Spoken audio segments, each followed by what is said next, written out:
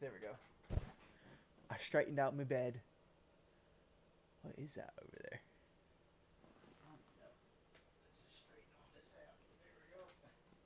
There we go. We are live. What is up, Chad? Welcome to the stream. I'm gonna be pulling up Instagram as well, dude. I know you're about to be pulling up in just a second. I miss you guys. Holy cow! Is this thing focused on me, brother?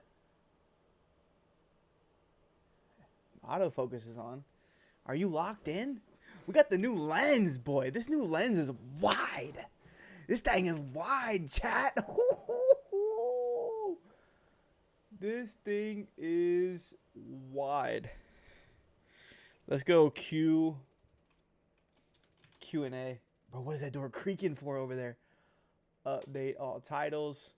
Nah, I don't have no Damn, we got so much room for activities on this stream right now. Hold on. Hold on, guys. This is the chat's loading. Give it a second. Look how much room for activities we got, dude. We could do all kinds of things over here. This is kind of sick.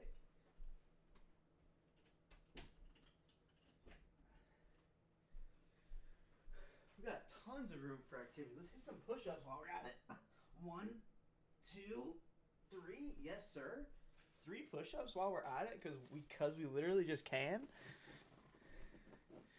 Because we literally just can, chat. Holy cow. Okay, let's see. You closed a dockable window. Okay. Dock. Let's open up chat. It didn't look like it was loading. Okay, there we go. We're back. We're back, baby. Let's see here. It is currently 8 p.m. I have not announced to anyone that I'm going live on stream. So what we do is we go to IG and we start talking to the homies. I might need to pull up my do we go backwards hat? Is that the vibe? Is that the vibe with the chat? Chat, are we vibing with the backwards hat? The alerts go there. Video capture device goes there. Yeah, I rock with this lens. This lens is wide as heck, boy. Look. So much room for activities. We got the light coming in. Yeah. Oh, yeah. Oh, yes. Okay, wait. Let me pull this up on... Let me pull it up on YouTube. See what the heck is happening. Okay. What is happening? The alerts go there. Oh, yeah. We're here, capture device we're here on there. We're here on YouTube. I rock with this lens. We love to see it. And we're here on TikTok. No, we're not on TikTok. But I am going to go live on Instagram. Just have a little bit of fun. Yes, sir. Live on the old IG. I need to bring this monitor down right there so I can read chat right here. Dang, how do I do that? I don't even know. 960 of the homies are on right now. Let's see. What is this blurry background? I could do a little blurry background action. You love to see it? Oh, wow. That's kind of fire. How blurry can you make the background? Like super blurry or not so blurry? Check 1, 2. Hey, hey. Can you hear me A-okay? Yeah, that looks good. Let's go live on Instagram and talk to the people. Dude, we just been back for a couple days this week, which is great. What is up, chat? Welcome to the stream, guys. We are here live on Twitch and YouTube for the first time in a long time, but it feels normal. I literally was telling somebody earlier, I was like, dude, I really would love to stream more often. I really enjoy streaming. Like, I don't care who pulls up and says, what's up, y'all? Good to see you. Welcome to the chat. We're live on IG, YouTube, and Twitch. Hey, if you have a Q&A, actually, I am chat. What's up? What's up, fam? Will, what's good? Good to see you. Original, good to see you. Pause due to poor connection. All right, we're cooked. We're cooked off the rip. Off the rip, we are cooked. Yo, what's up, Ethan? What's good? What's up, chat? Josh, what's up? Good to see you. I got a link in the bio if y'all want to pull up on YouTube or Twitch. You guys can do so there. Oh my gosh, we might be cooked. Shep the sheep. Yo, what's good? I need to plug my phone in because I'm at 55% right now. What's up, y'all? What you guys up to? Are y'all watching the finals right now? Anybody watching the NBA finals? Because it currently is it on yet? Isn't it game 6 Game 6 of the NBA Finals is tonight. Is that right, chat? Are we tracking? What's up? What's up, Tech? What's up, Pete? What's good, guys? Good to see you guys, man. I love pulling up on here. Yo, Mr. Soto with the hearty eyes. I love you, bro. It's good to see you. I get to see you soon, too. Keelan, what's good? What's up, guys? Sam, what's good? Good to see you. I'm waving at everybody. Look at this. Like, I'm so fast. See, Instagram is fun to stream on just because there's like, what just happened to my voice? Instagram is ready for a Pacers comeback. Sorry, brother. I think the Pacers are cooked. I'm not even going to lie to you there. But it's fun streaming on Instagram because everybody pulls up for like 5-second spurts and they dip. What's up, Garrett? Good to see you, bro. Because like whenever you're on Instagram, you're not trying to be on Instagram for a live stream. You know what I mean? Like if you get on Instagram, you're probably scrolling. Gotcha. You're probably scrolling on here, which is 6 a.m. 6 a.m. over where? Wait, what part of the world are you in? Australia? Are you in Australia, bruv? I know a lot of people pause due to poor connection. Bro, what is my internet doing? My internet's actually cheeks. Hello, check 1, 2, 5, 6, 7, 8. There we go. Wake up, internet. What's up, dude? AJ, good to see you. Oh, wait, is chat alive on my stream as well? Anyways, yo, what's up, Vortex? See, Vortex is a real one. Okay, let me turn my Wi-Fi off. My Wi-Fi is cooked. I'm just going to eat my data, I guess. Okay, reconnecting. 5, 4, 3, 7, 8, 9, 6, 5, 3, 2, 1. Rip to the internet. We are cooked, chat. We are actually cooked. Okay, we're back. All right, let's hit this Q&A. Q&A, ask questions, production questions, life questions, your questions, my questions, whoever's questions you have. How do I pin a comment? Can I pin that comment? There we go. Q&A. Boom. Q&A, go. Ask questions, otherwise I'm leaving, bro. I'm not going to pull up on here and be here for longer than 10 seconds. I did get this brand new lens. I got a Sony 11mm lens. I'm going to post a video about it, but it's this is it right here on my FX30. Right there on the FX30, and it's pretty dope. It's like wide as heck. You can actually see the angle, how wide it is up there on stream. And it's actually kind of dope. I'm not gonna lie. I feel like it's like you can literally see like my entire room, which is actually kind of cool. So I'm just here to tell you all that. Yo, what's up, Jeremy, Giancarlo? Good to see you. Ishmael, good to see you. 8 a.m. over here. Yo, sound guy Zach, what's good, bro? What's up, everybody? Hey, glad y'all are here. The Pacers are not coming back. The Oklahoma City Thunder. How the heck do you cover BTS for an Army gig? That's a great question. Actually, me and Zach, I met Zach at Gather 25. Or he hit me up for something. He was like, yo, I need a BTS guy. And that was the first time I ever shot BTS for something.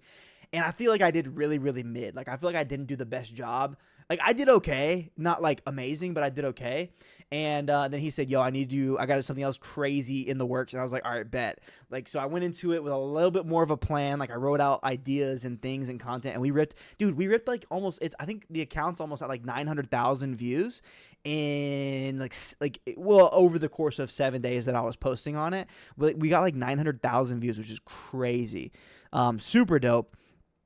Yo, Shep. Oh, from Sydney. Yo, what's up, my boy Jeremy? Good to see you, dude. That is my guy. What is the best front of house or back of house? I like being in front of house. Me personally, Mac or PC, I'm going to go with a PC, respectfully, because PCs can just do more, and I like gaming on the PCs. I would just go with the PCs, to be completely honest with you. Now, Macs, the intuitiveness, the ecosystem, all the things, great, but you can just max out PCs. Sony or Canon? Ooh, I would probably go Sony Venice over like the Canon C400. Don't tell Mr. Canon, but I'll probably go Sony Venice because I just think it's a little bit more industry standard is the Sony Venice. Did you have a primary spec or was BTS it? No, BTS was literally my primary, and then I did a lot of like production assistant stuff as well, which is really, really cool. If you only had to wear one color, not black, what are you picking? I would probably go if I had to wear one color that wasn't black. Dude, I don't know. That's actually a really hard question. I wear black literally every single day. Probably like, what can you get away? I don't know. I would probably just go white. I don't know. That's like maybe not white. That would be weird. Only wear one color. Maybe gray. Let me get away with something real quick. Yo, Axel, what's up, my boy? Good to see you on stream, brother. I'm on Instagram and on Twitch and YouTube right now. So we're live streaming on all platforms. I'm just here clocking my hours, chat. We're clocking the hours. If Blackmagic made white version of their product, would it be called White Magic? I bet you they do make white versions because, you know, weddings and venues and all that kind of stuff really do like to sometimes have some of the white stuff. and the white, because like every company, every manufacturer sometimes makes their product in white because of that specific reason, because of like all that jazz. Yo, what's up, Jax? Good to see you, my boy. That's my fellow PTZ operator right there. Me and Jax go way back to running PTZs for Mr. Beast a couple weeks ago. Had a fantastic time. So, Shep, can we get 5 big booms for this awesome live stream? Stop, bro. Bro said, boom, boom, boom, boom, boom. There's 5 of them. Sorry if you guys just had to experience that. But here we are on Instagram for the 15th time today. You killed it on the Army gig, bro. Pop off. Thank you, bro. Hats off. I think it pop off.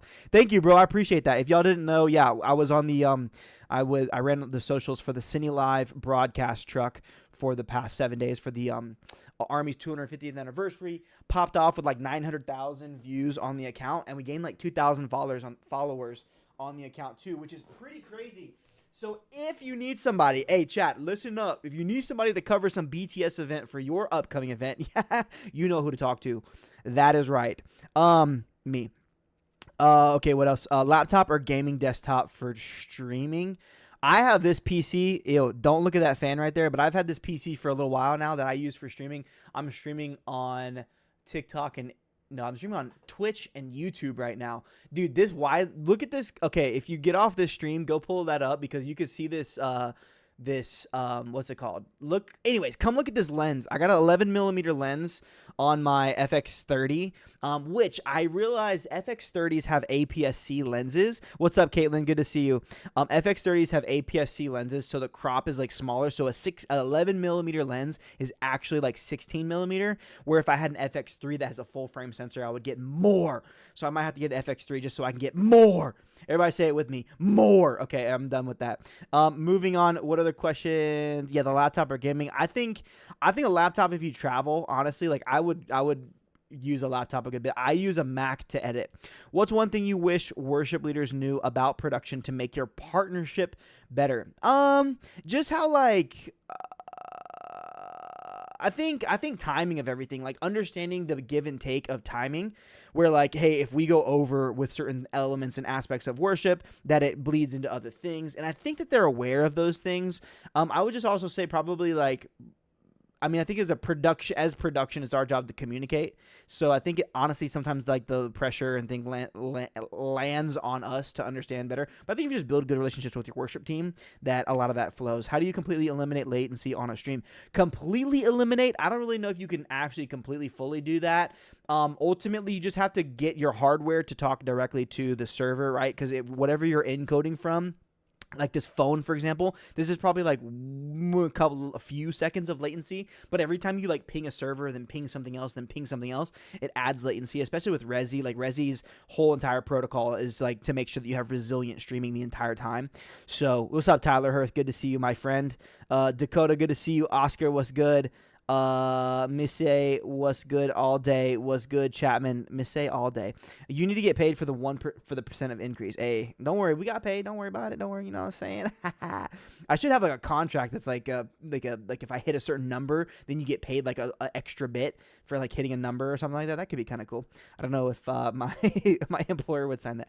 Best lighting program for tech. If you haven't already checked out Mammal LX on YouTube, that's Matt Hemley. He has some really great programming content, but I think MA2 and MA3 is pretty much industry standard. I've heard a lot of good things about Lightkey. I don't use Lightkey a ton, but Lightkey is another thing that's also pretty dope. What tool do you recommend to eliminate latency in live stream? Eliminate latency? Just make sure your bit rate is up. Make sure you have plenty of upload speed, and then just crank. Make sure I would just whatever you can do to increase bandwidth, and then also turn all that jazz down. What's up, Brie Rabena? Ethan was good. Elisha was good. My boy David was good. Haley, what's up? Danny, what's up? Sophie, what's good? Shep, I'm organizing a church tech media conference. Would you do us the honor to speak for a few minutes? It's holding in Nigeria. Yeah, send me a DM. I'm down to chat. Avo Lights over here. Avalites? Avalites. I don't know if it's Avalites or Avalites. But yeah, chat. We actually, me and the boys, we recorded another podcast. We have a pod coming out finally. It's only been a couple weeks. Okay, y'all chill the heck out. Y'all were freaking out about the fact that we didn't have a pod. Where's the pod? What is happening with the pod? We recorded last night. We're dropping on Monday. We also have something else special coming out too, which is wonderful. What's up, Jay Olsen, Mr. Jolson? Can you say that lighting software again, please? Wait, was it Avolites? Avolites? Avolites? Okay, are y'all trolling me right now? How was DC? DC was a blast. It's really hot in DC. Holy cow, it was hot. Unholy cow? I don't know, bro. Actually, fun fact, we use these things called glass cows. I'd never heard of them before, but basically I think it's like 64 patch points for fiber. It's like literally like just like a patch panel for fiber, and they called them glass cows because it's basically how you would patch in and out of all the fiber and all that jazz. Yeah, from Firefest, the pod. Yeah, dude, do you remember when what year was that? 2016 when Firefest came out and that whole thing blew up, dude. That was the craziest thing. And then we had a subsequent Fire Festival that was YouthX 2019. Anyways, so moving on. Jason was good. Soy, what's good? Good to see you. Like I said, DC was hot. We had a blast. We were there for a week. I don't know how much viewership the parade pulled, but it was a lot of fun. It's pronounced Avolites. Did I say that wrong? Avolites or Avolites? Avolites. Dude, there's like 4 different ways that you can actually blow up. Remember, Jared, remember the frozen bologna sandwiches? Those were crazy. Anyway, but no, it was the viewership and just the overall experience of the working for the president. I talk about it on the pod. Like I said, we're dropping it on Monday, new episode. I'll give you guys a quick little sneak peek. Shep, you're an intern. Dude, isn't that crazy? You got married a decade ago. Chat, I was Jared Olson's intern 10 years ago, 2015, summer of 2015. We did Heroes in Heaven live recording that summer. We had Love Week. We had YouthX at Liberty University that summer. And what else did we do? We did like four different things that was just crazy. Staff Advance that year was nuts. I just remember that summer was just like the craziest summer, and Jared had just got married 10 years ago, which is crazy. So if y'all are trying to learn and get going and get things moving and grooving, chat, go be an intern somewhere. Go intern at Elevation. Intern under Jared Olson. Specifically request him, and if you don't get him, just wait until you can be his intern, because if you do that, you'll maybe somewhat end up like me. Maybe you don't want to end up like me, then don't be his intern. I don't know. Stack. Oh, yeah, it was Stack 15. Stack 16. Was it called Stack? Yeah, it was crazy. I didn't want to drink a full Celsius, so I mixed half Celsius, half water, because I needed a little bit of energy, right, chat? We needed a little bit of energy, but not to be staying up, because my heart rate can't be. My heart rate's currently at 85 BPM. I can't be having that. Nah, me and Chelsea Gribble. Remember, it was Josh Broadway, Chelsea Gribble, and then a GoPro on the drums, and that was all I had to cut. Was those like 3 cameras. It was ridiculous. It was so crazy. Me and you taking podium back out then. Oh, let's go. Let's get it. Be Shipies. Mr. Shipington. Captain, how was Huntington Beach? Oh, Huntington Beach was dope. That was actually my first time out in California. Wait, did I not talk about Baptized California? Dude, that event was really, really cool. Got to run a bunch of different cameras with the crew. Dude, we had a random, Tyler Kerpsack made an AI video of me running one of the cameras out there, and it got like 6 million views, which is crazy, bro. But no, we had a yeah, I am still gaming. I actually was trying to play something tonight. I don't know. I just wanted to talk to chat for a little bit. But I've been playing a little bit of COD. They got the new Black Ops 7 trailer just dropped. Fortnite has been a lot of fun recently. I actually downloaded Battlefield 2042. Don't judge me. I wanted to play a little bit of Battlefield 2042. Been playing some Battlefront 2, all that jazz. But anyways, Baptized California was a crazy time. They baptized, I think it was like over 7,000 people. There was like 30K people in attendance. It was nuts. It was rainy and cold. So I was a little bit confused because I thought it was supposed to be really nice and beautiful in California. That was my first time in California. They were like, yo, Shep, you got to go to In-N-Out in California. I'm like, bro, I've been to In-N-Out 1,000 times because there's In-N-Out in Texas, in Dallas, in Houston, Waco, all the places. So I didn't need to go to In-N-Out. But it was beautiful out there. Yo, what's up, Frank? Good to see you. Mr. Frisbee, Captain Frisbee. Actually, Mr. Frisbee, I get to see you in a couple weeks for a couple days in a row. So I'm actually quite excited about that, if you know what I mean. Wink, wink. But Bed Wars, Fortnite, Bed Wars chat. Is any of y'all playing Fortnite? If y'all play, let me know. I've got the Twitch stream pulled up right now. I'm live on Twitch and I'm live on YouTube as well, because we're trying to build a little something on there. Guys, honestly, if I could just go live just like once a day for like, I don't know, ever, I'd be chilling, bro. That's what I'm trying to do. I'm just trying to be a live streamer and just talk to people because I really rock with you guys.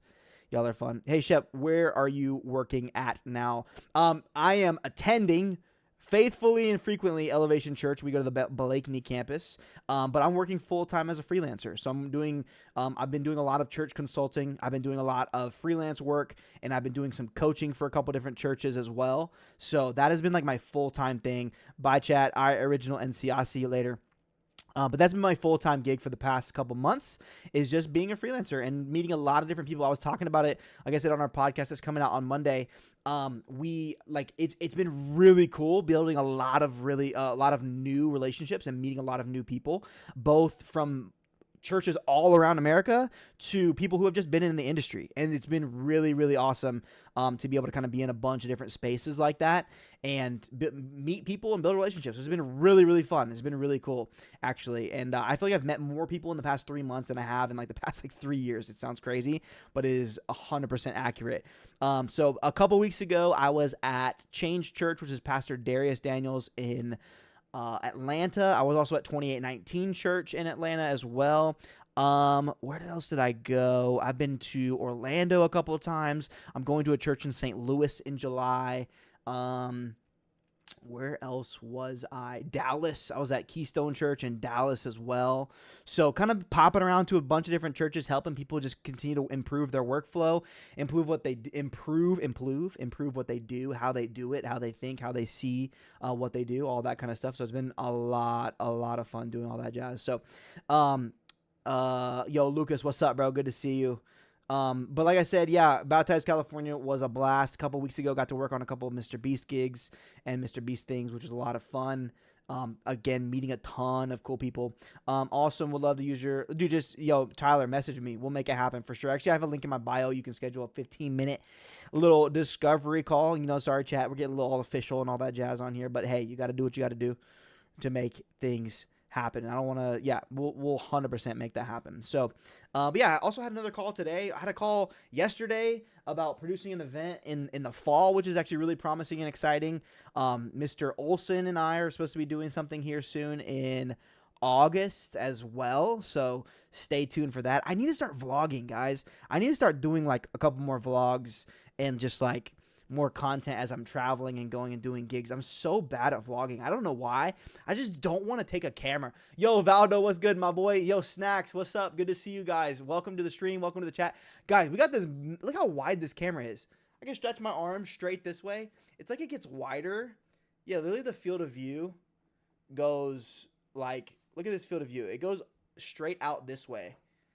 Yeah, the field of view is nuts on this lens. I'm a fan.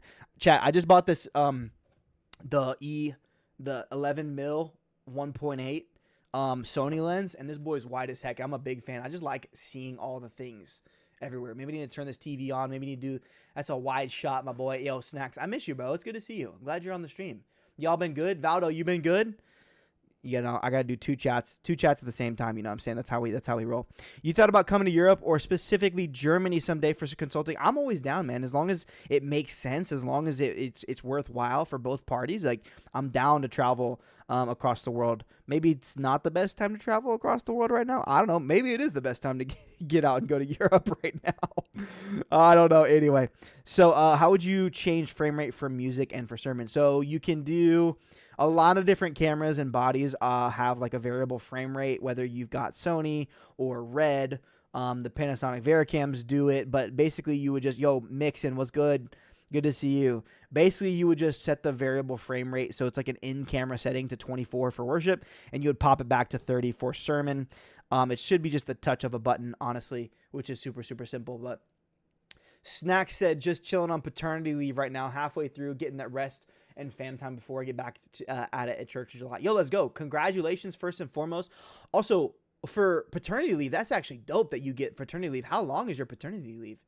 Valdo, are you still playing bass at Matthews? Got to see you sharing your gift to the world. Hey, bro, thank you, Valdo. I appreciate you, man. Dude, I had a call yesterday. Like I said, I had a call yesterday, and I was so confused because I was literally, yo, that's dope that you have 4 weeks of paternity leave. Shout out to the company or the church giving you 4 weeks. Ever been to Australia? No, I would love to come to Australia, Jeremy. Let's talk. Let's make it happen. Yo, what's up, Jose? What's good? Austin was good, my boy. But no, I was literally on a phone call the other day, and somebody asked me, hey, like, do you want to come produce this event? It was like in an arena. And I was like, yo, wait, do I want to come produce that event in an arena? I'm like, wait, can I do that? And I was like, wait a second. Yeah, I can absolutely do that. I almost had like this moment of like imposter syndrome of being like, yo, I can do some of those things. So I don't know if you'll ever feel that feeling sometimes where you're just like, yo, I did not expect to be where I'm at doing what I'm doing at the level or at the caliber, whatever. But like, dude, it's just like a crazy imposter syndrome that I had a feeling of yet the other day. And I was like, I'd like talk myself out of it and almost like pray myself up, talk myself up, be like, nah, God's positioned me to do something and do what I'm called to do. And you know what I'm saying? And lock in. So yo, I'm looking for a church to serve as a broadcast engineer, volunteer in the U.S. Do you know of any church in need of a volunteer? Yeah, absolutely. It depends where you located at, and I'll give you a couple of recommendations. Here's a good one. What's a simple tip that a small church production team needs to hear? Okay, here is the tip that a small production team needs to hear, is that you don't have to have better gear to execute better. Let me say that again. You don't have to have better gear to have a better service flow, experience, execution, right? A lot of times just because you get better gear doesn't mean that your execution is getting better. So what I would focus on is transitions. I would focus on how we're creating the experience, why we're making decisions to make the experience the best way that it possibly can be. Because a lot of times you don't need better gear to make that happen. Sometimes better gear makes that better. But I think a lot of times what we gloss over is we go directly to improving our gear instead of like improving our systems and our workflow and like how we do what we do. Because I think you could have bad philosophy and good gear and it's still poor execution. You know what I'm saying? Clip that. Anyways. Snack said our church takes off July 4th weekend every year for staff and volunteer rest. So I'm actually off for 5 weeks. Yo, that's a W. Way to have a child right in the middle of that, because that's actually cracked. Here's a tip. You don't need stream decks at every position. Okay, wherever you have a stream deck, that's a great point. Wherever you have a stream deck, try to replace that with a person. If you have a person operating the stream deck, maybe you need to break it out into a couple more people. Maybe you need to expand and build your team. Now I want to know how y'all get your Facebook sound to sound so good. Give me them tips. Mix at -11 to -14 LUFS, because YouTube, Facebook, and every stream compresses audio. So make sure that you are mixing quieter, so that way you're not having, Instagram or Facebook and YouTube aren't smashing and crushing the audio side of your mix. Snack said, teach people well and then simplify the workflow. Bro's preaching on Twitch right now. He is a preacher on Yo, who's on YouTube right now? What's up, YouTube? How the heck you guys feeling today? Great to see you. Joining from Nigeria. Okay.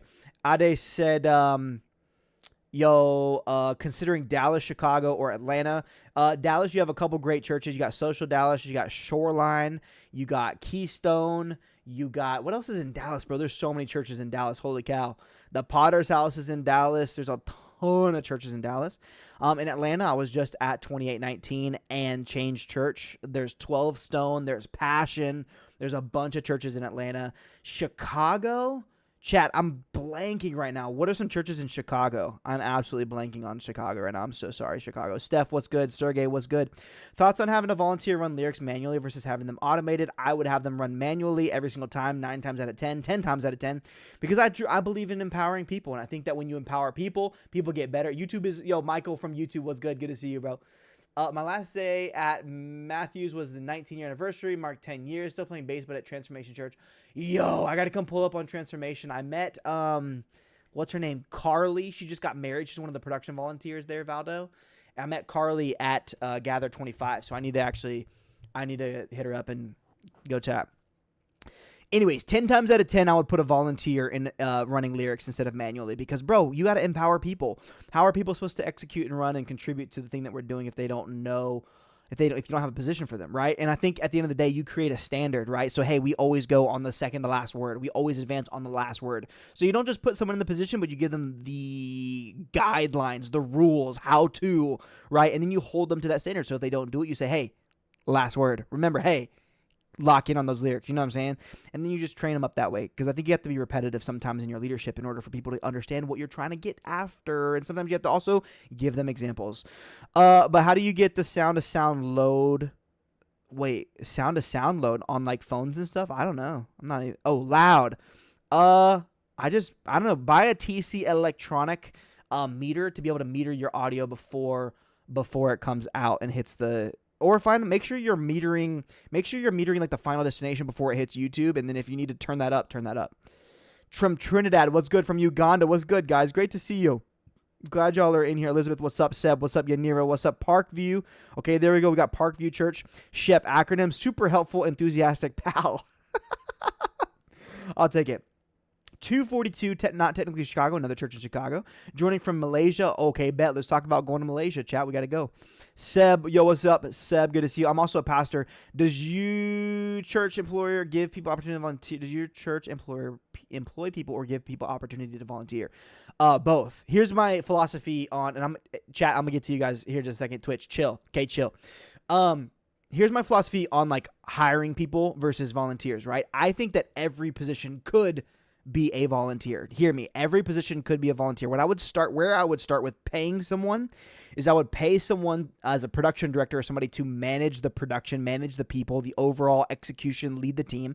First off, I would have that person. I'll probably call it a production director. You can call it a production manager, whatever you want to call it. Some people call it service producer, but I would have that person as a staff member who can oversee the production of the weekend worship experiences. Second thing is I would probably contract an audio engineer, so that way you're getting professional audio. And so that way I would contract an audio engineer. Then lighting, programming, depending on what kind of system that you have. Lighting can be very complex. If you've got Grand MA, if you've got different systems, it can be very simple. I've got some lighting programmers who make programming simple. So if you need that, I can hook you up with some people. But I would probably contract a lighting programmer to program, but then also to train people how to run lighting, because I think that both audio and lighting can be trained. Same thing with video. All those things can be trained. But I would start with paying professionals, and then honestly, like, write a contract, 6-month contract. Hey, I'm going to pay you to come do XYZ, but I need you to train 2 people by the end of your contract. Otherwise, you are cut. And even if it is at the end of the contract, you're probably cut anyways, because it's just a 6-month contract to pay somebody to come in and do your thing and then get the heck out of there. I don't know. Multiply that knowledge. But I would start there. Bro, what is bro texting me right now? Anyways, let me pop up the chat right here, chat, and I'll get right back down to you guys. If I miss any questions I don't answer, just re-answer. I have a question. I'm a cameraman at my church. I want to know what camera and gimbal you use. It just depends on what cameras you're using, what you're trying to go for. You could go from anything from a Red Komodo. I think a Red Komodo is a great place to start on a gimbal, to be completely honest, a very lightweight, small camera. Or if you're a Canon house doing like a Canon C80, if you're Sony, you could go Sony FX6 or Sony Burano, just depending on what you've got. And you could use like a Ronin R2, I believe it is, RS2, Ronin R3. You could use a Movi FreeFly. You could also use the Ronin. There's something other Ronin that you can use, a bunch of different stabilization gimbals that you can use that work really, really well. And if you have budget, you can contract a Steadicam operator and just see if you rock with the Steadicam stuff. Okay, come through. What's up, yo, Agent Phoenix? Good to see you on Twitch. I've always told my volunteers, I can do this without you, but I don't want to. It's much better quality, both production value and culture, with you guys here helping me out. My ultimate goal is that I'd love to be able to teach myself out of the job. Great, Snacks. That's a great way to put it. I wouldn't even tell them that I can do it without them. I would honestly tell them I can't do this without you, because while you can automate stuff, I wouldn't ever want to, like, as a leader, I wouldn't ever want to do that stuff without me. So I probably wouldn't even tell them that. Honestly, I'd be like, hey, we do this. I wouldn't put it this way. We do what we do, or we create positions and opportunities for people to contribute and serve at our church, right? We don't automate things because we want things to be like, we want people to have a space to contribute and to serve. Subby, what's good? Been a while? I don't know. You tell me. It's been a while since you've been here, big dog. Okay, all I can say, do it without them joking manner, but I was thinking, yeah, true. As long as you're joking and they know you're joking and they know you, that's it. But if it was me pulling up, I wouldn't be as joking because they don't know me like that. But if they know you like that, then I think you're chilling. You're good. Suggest some best gimbal under 30K. Sorry, chat, if I had you guys looking at the ceiling, I'm sorry. Best gimbal under 30K. I mean, I think if you're looking at Ronin, is Ronin stuff under 30K, chat? Can y'all tell me? Mr. Shep, thank you for always updating about broadcast for church. We're so blessed from Indonesia. Hey, love you guys from Indonesia. Shout out Indonesia. Shout out Indonesia. Okay, wait, let me scroll up real quick. Let me scroll up. Very interested, says David. I'm waving at everybody. I'm also a pastor. Oh, yeah. David, did that answer your question a little bit about like who to hire and when to hire, what your hiring triggers could be? Totally not serious with that. No, you're fine, Snacks. I don't know. Am I going to play anything? I kind of want to just jump on here, do some Q&A, just vibe with the chat for a little bit. You know, I feel like that to me is like a lot of fun, but everyone dips whenever I play something. So low key, I just want to like talk and then just go play my video games by myself. Is that sad? I'm at this age, guys, I'm at this age where when I go to play video games, low key, if it's not with the boys, like I just want to like be in silence and low key, like just do it myself. Cause I don't know. Maybe that sounds really bad. Maybe that sounds really cheesy, but like, I don't know. I kind of want to be alone when I play video games. I kind of want to lock in, be quiet, listen to a podcast or something. I don't know, bro. Is that me or do y'all always play with people or y'all always be quiet? Are y'all always quiet anyways? Oh my gosh. Well, Shep, you're still my goat. When did that change? Like, did I like lose it and then I gained it back or... I'm just curious. I'm just asking for a friend, you know, feedback, you know, coach me. You know what I'm saying? I got to be teachable. We got to stay teachable in these streets. You know what I'm saying? Yo, what's up, James? Good to see you. Frank, good to see you. Man, I love chatting with you guys. I need to get on here way more often than I do because I'm hardly ever on here. Can we go back to the ceiling? Oh, yeah, here we go. My fault, chat. Here you go. Here's your ceiling back. Where's the nearest LED screen? Pixel Supply. Is that a trick question? Because Pixel Supply has all your needs when it comes to LED screens. Man, what if I just went straight into an ad for Pixel Supply? Just dropped ultimate knowledge when it comes to Pixel. Anyways, we're also live on stream right now, chat. We got the ultra wide. I got the Sony 11mm lens right here. So the stream camera is like, we got the FX30 right here that you can see. And dude, this camera is like wide. Like I can literally see everything. Like my room is exposed. And I have an APS-C lens on this FX30. So if I had an FX3, it would be even wider. But originally, chat, I had the Sony ZV-E10. What a piece of poop camera. Let me just say that outright. Don't buy that. It is a piece of poop. I could run it for an hour and it would die. Like it would overheat. It was tragic. So I literally bought this from a buddy and I was like, yo, let me get this FX30 that you have. Even though it has an APS-C sensor, if I was buying a camera, I would buy something with a full frame sensor, period. Full frame, I think, is the way to go, or Super 35 if you're going Super 35. But I feel like you just get way much more out of a full frame sensor. Why would you not buy a full frame sensor? I don't know. Y'all tell me in the comments, but like I feel like a full frame sensor is the move, is the way to go. So today I finished BG3 solo, BG3, Baldur's Gate 3. Dog, I have not played that game at all. Only I've seen cringy videos on the internet where they change like people into bears and they're like, dude, that game is crazy, chat. Like literally you can like sleep with like a bear character that's in the game. Anyways, moving on. Shep, why do you watch that? No, I'm not. I don't. I just heard about it from a friend. Oh my gosh, you guys are crazy. I love you. Chat, I love you. FX30 is a sleeper build for life. What do you mean a sleeper build? What do you build? Jake, drop the FX30 build right now for broadcast. What are you talking about, the sleeper build?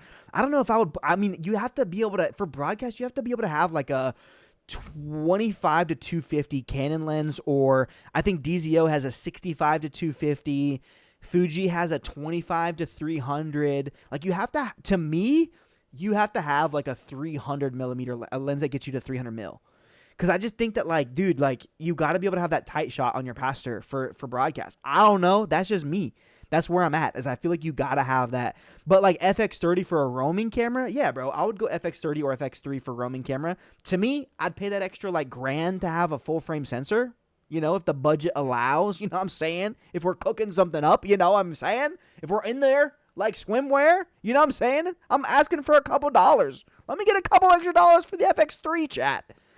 Because here's the other thing too. Actually, this is what I think about a lot, and I tell a lot of churches this. If you're going to buy cameras, you're spending shmoney's, and you have a smaller team or a smaller staff, right? And you need to double, like, I would almost try to pitch it as like a double up. Like, hey, this could be a creative camera and it could be a broadcast camera. And I think, like, I don't see that as a problem. Like, I think as long as you have good management, good communication with your teams and your people, like, no, you don't need to, everyone has their own camera, everyone has their own thing.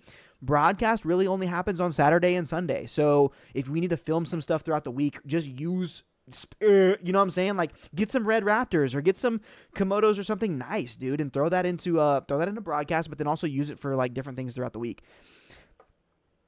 We've got people running 28 to 72s for mobile cams. Yeah, like I think that's a great, Jake, I think that's a great option. I would go like 18 to 35 or 24 to 105 for some of those lenses. I think the 24 to 105 from the crowd is a great lens to have, especially Canon. I think that lens is pretty dope. What is it, 17 to 120, but it's a little bit bigger of a lens. The Canon CNE lens is a little bit thicker. So putting that, but I would also make sure to put that on an easy rig if I put that on the crowd shooting the stage. Is the Black Magic was worth or not? Is it worth it? I think for the bang for your buck, actually, I just threw my phone. I was going to actually drop like a little Blackmagic tutorial video because there's a couple things that I've done with Blackmagic recently that makes me like it. You just need to have it set up the right way. You need to have things labeled the right way. With whether you have a router, a switcher, whatever you have, I think you can use Blackmagic appropriately and properly if things are labeled. I think it comes down to workflow and it comes down to like the actual process of how you're using it. And I think a lot of times we kind of gloss over that, especially if you're not experienced in like an engineering role or engineering world, then you can get lost in the sauce. And I think that one step can really help not only you, but also whoever comes in after you, as long as everything's labeled beautifully, clearly. Like I was at a church recently and it took me 2 hours to understand how things were being routed. And it took me 5 minutes to fix the problem. It's just because of labeling. That was literally it. That was the thing. So I think at the end of the day, it's all about your system and how things are labeled and how things are documented. Make a spreadsheet, chat. Make a spreadsheet of all your routes, routing, all that jazz, and anything. I don't hate Blackmagic. I made some videos, chat. Now I will admit I made some videos about Blackmagic because didn't have the best, most favorite experience with Blackmagic, but that was, I mean, ultimately it was on me. Like I still rock with that. Bro, stay dropping cameras. Stop, bro. That was AI. About to run lights for youth camp. Let's go W. I got the Blackmagic Studios W. You love to see the Blackmagic Studios. What other questions did I miss? Any other questions that you guys have? What's up, chat? Glad y'all are pulling up on stream, man. It's always fun answering. What's your take on headset popping issues at Elevation when you were on staff? What was the resolution? Great. That's actually a great question. I mean, the headset still popped even after I was gone. But so when a headset pops, okay, first and foremost, it's all about what is your backup plan, right? So if your pastor wants to preach on a headset, what is the backup plan that you have whenever he's preaching, right? So is it we're going to handheld? Is it we're swapping out to another headset? You need to have a backup plan, and you need to also practice that backup plan, because when something goes wrong, when something happens, you can't just have a plan and not practice it and then expect it to go well. So that was one of the things that we started doing. We started practicing some of those transitions just so that our team was much more like, you do the reps, right? Like, why would you shoot 1,000 free throws in practice if you're not gonna, you know what I'm saying? Like, shoot those free throws in practice so that way when you get to a game, it's just like money, you know what I mean? So always have a backup plan and a backup process for how you're gonna fix it. Ultimately, I think the fix was like, we just replaced the headset at the end of the day because some of those connectors, they just fail over time. And we ended up replacing them or doing something. But we also always made sure to have a backup plan. And I think that's the key is like, not a backup plan, have a solution.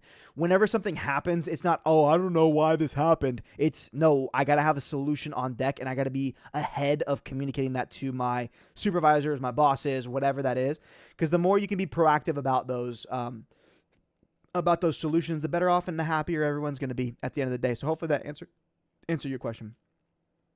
Lakewood Church made the step to Ari broadcast cameras or Arri broadcast cameras. Do you think it's worth a step, or is it just a step if you have the money? Greetings from Germany. Yo, Seb, fantastic question. Chat, did y'all hear that? Snacks is going off on the Twitch chat right now. I really appreciate that. Best thing you can do for any video system is document it well. Preach, Agent Phoenix, preach. Okay, here's my take. Here's my take on Lakewood going to Arri cameras for their broadcast. At the end of the day, Lakewood does have the money to do that. First and foremost, let's just be candid and straightforward, is Lakewood does have the money to be able to do that. The second thing is that they were on broadcast cameras before, so they haven't upgraded their cameras in years. I think this is the first broadcast camera upgrade that they've had in a long time. Like, I want to say that those broadcast cameras that they had were there probably for like 10 to 15, correct me if I'm wrong, chat, but 10 to 15 years. And so it's one of the, it's like, hey, we're not spending money every other year to upgrade these cameras. It's like, hey, we haven't done this in a long time. We want to upgrade our look. We want to go to something more cinematic, have a better feel to it. What is the best thing on the market? Arri is like industry standard. Like, what is being shot, what movies are being shot on, what film and TV is like, Arri and Sony Venice 2 is what the industry uses, right? So to go anywhere or to anything else, to me, is kind of like a budget, will come down to budget, right, at the end of the day.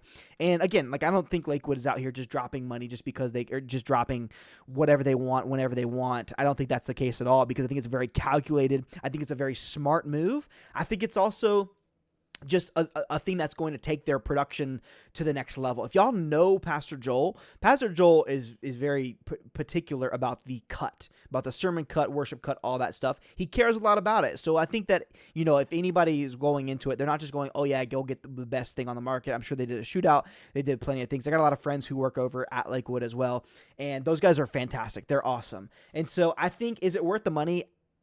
I mean, Arri is top of the line. Like, that is the Knox just said I should go bald. Knox, chill the heck out, bro. Where do you see any of the hair loss? Okay, chill. There's a little bit happening, but dog, I got a lot of hair on this head. Bro said I should go bald on YouTube. Bro just pulled up on the YouTube chat just to talk trash. Nah, I ain't going bald. I got a beautiful head of hair right here. I just need a haircut, dog. That's literally it, bro. This man would put up on Twitch, on YouTube, to talk trash. I respect it, though. I respect your opinion. Okay. So like I said, they're not just dropping money just to drop money. They are being intentional with what they have. And I think, like, that's, to me, I would purchase something that is of longevity. Like, to be completely honest, like, Arri has the system for broadcasts to make it feel really cinematic and to have control with the ROPs, the CCUs, all that jazz. I think Arri has a really great system. That, along with Sony Venice's right now, are two of the best systems, I feel like, for live broadcast. And Red is right there competing for every dime and dollar. Canon is also kind of like a little bit more of a budget version. Canon is still great. So I might say the word budget. The Canon and Red are both really great options. I think Arri is just industry standard, and the longevity of Arri is going to last 10 to 15 years because it's still a beautiful camera. I think it's the Alexa. I think they got the Alexa 35, so it's a super 35 sensor. But then also, like, if you want to turn around and sell those cameras at any point, people will buy them. You know what I'm saying? So I think it's a really smart decision. I think it's a really great decision. I think it's a calculated decision for Lakewood to do that. But yeah, hopefully that answers your question. For YouTube streaming, do you recommend AWS Elemental Link? Is there a better option? At Elevation Church, we used the Elemental Links. Resi is always an option. There's a couple other encoding options. OBS. I think you can stream directly from, like, Blackmagic web presenters. Like, there's a lot of options that you can use to encode. Ultimately, it just kind of comes down to, like, how low do you want your latency to be, and all that jazz. So, why did you dip out from Elevation? Bro, I still attend there. I rock with that, Will. But I ultimately, I'm loving what I'm doing now, man. Ultimately, I kind of came to a place where, I wanted to do more, serve the church at whole. What's up, Dev? Good to see you, bro. Serve the church at a larger capacity, work with a bunch of different churches, do more freelance, have more free time, all that jazz. And so it just kind of came to a spot where it was a perfect segue for myself, my family, and everyone involved. So still mad love for Elevation Church, dude. Honestly, y'all should apply to work at Elevation. They got 2 open positions for broadcast, specifically room on the tech team over there. They've got some great guys who work there, great team. And if you want to work anywhere, if you're looking for a job, you should apply. to get work there. Because honestly, bro, like I learned. I mean, I'm from Charlotte, I'm born and raised Charlotte, North Carolina. So, Michael Wiley had a great question on YouTube. Best way to recruit volunteers. Let me get to that in a second.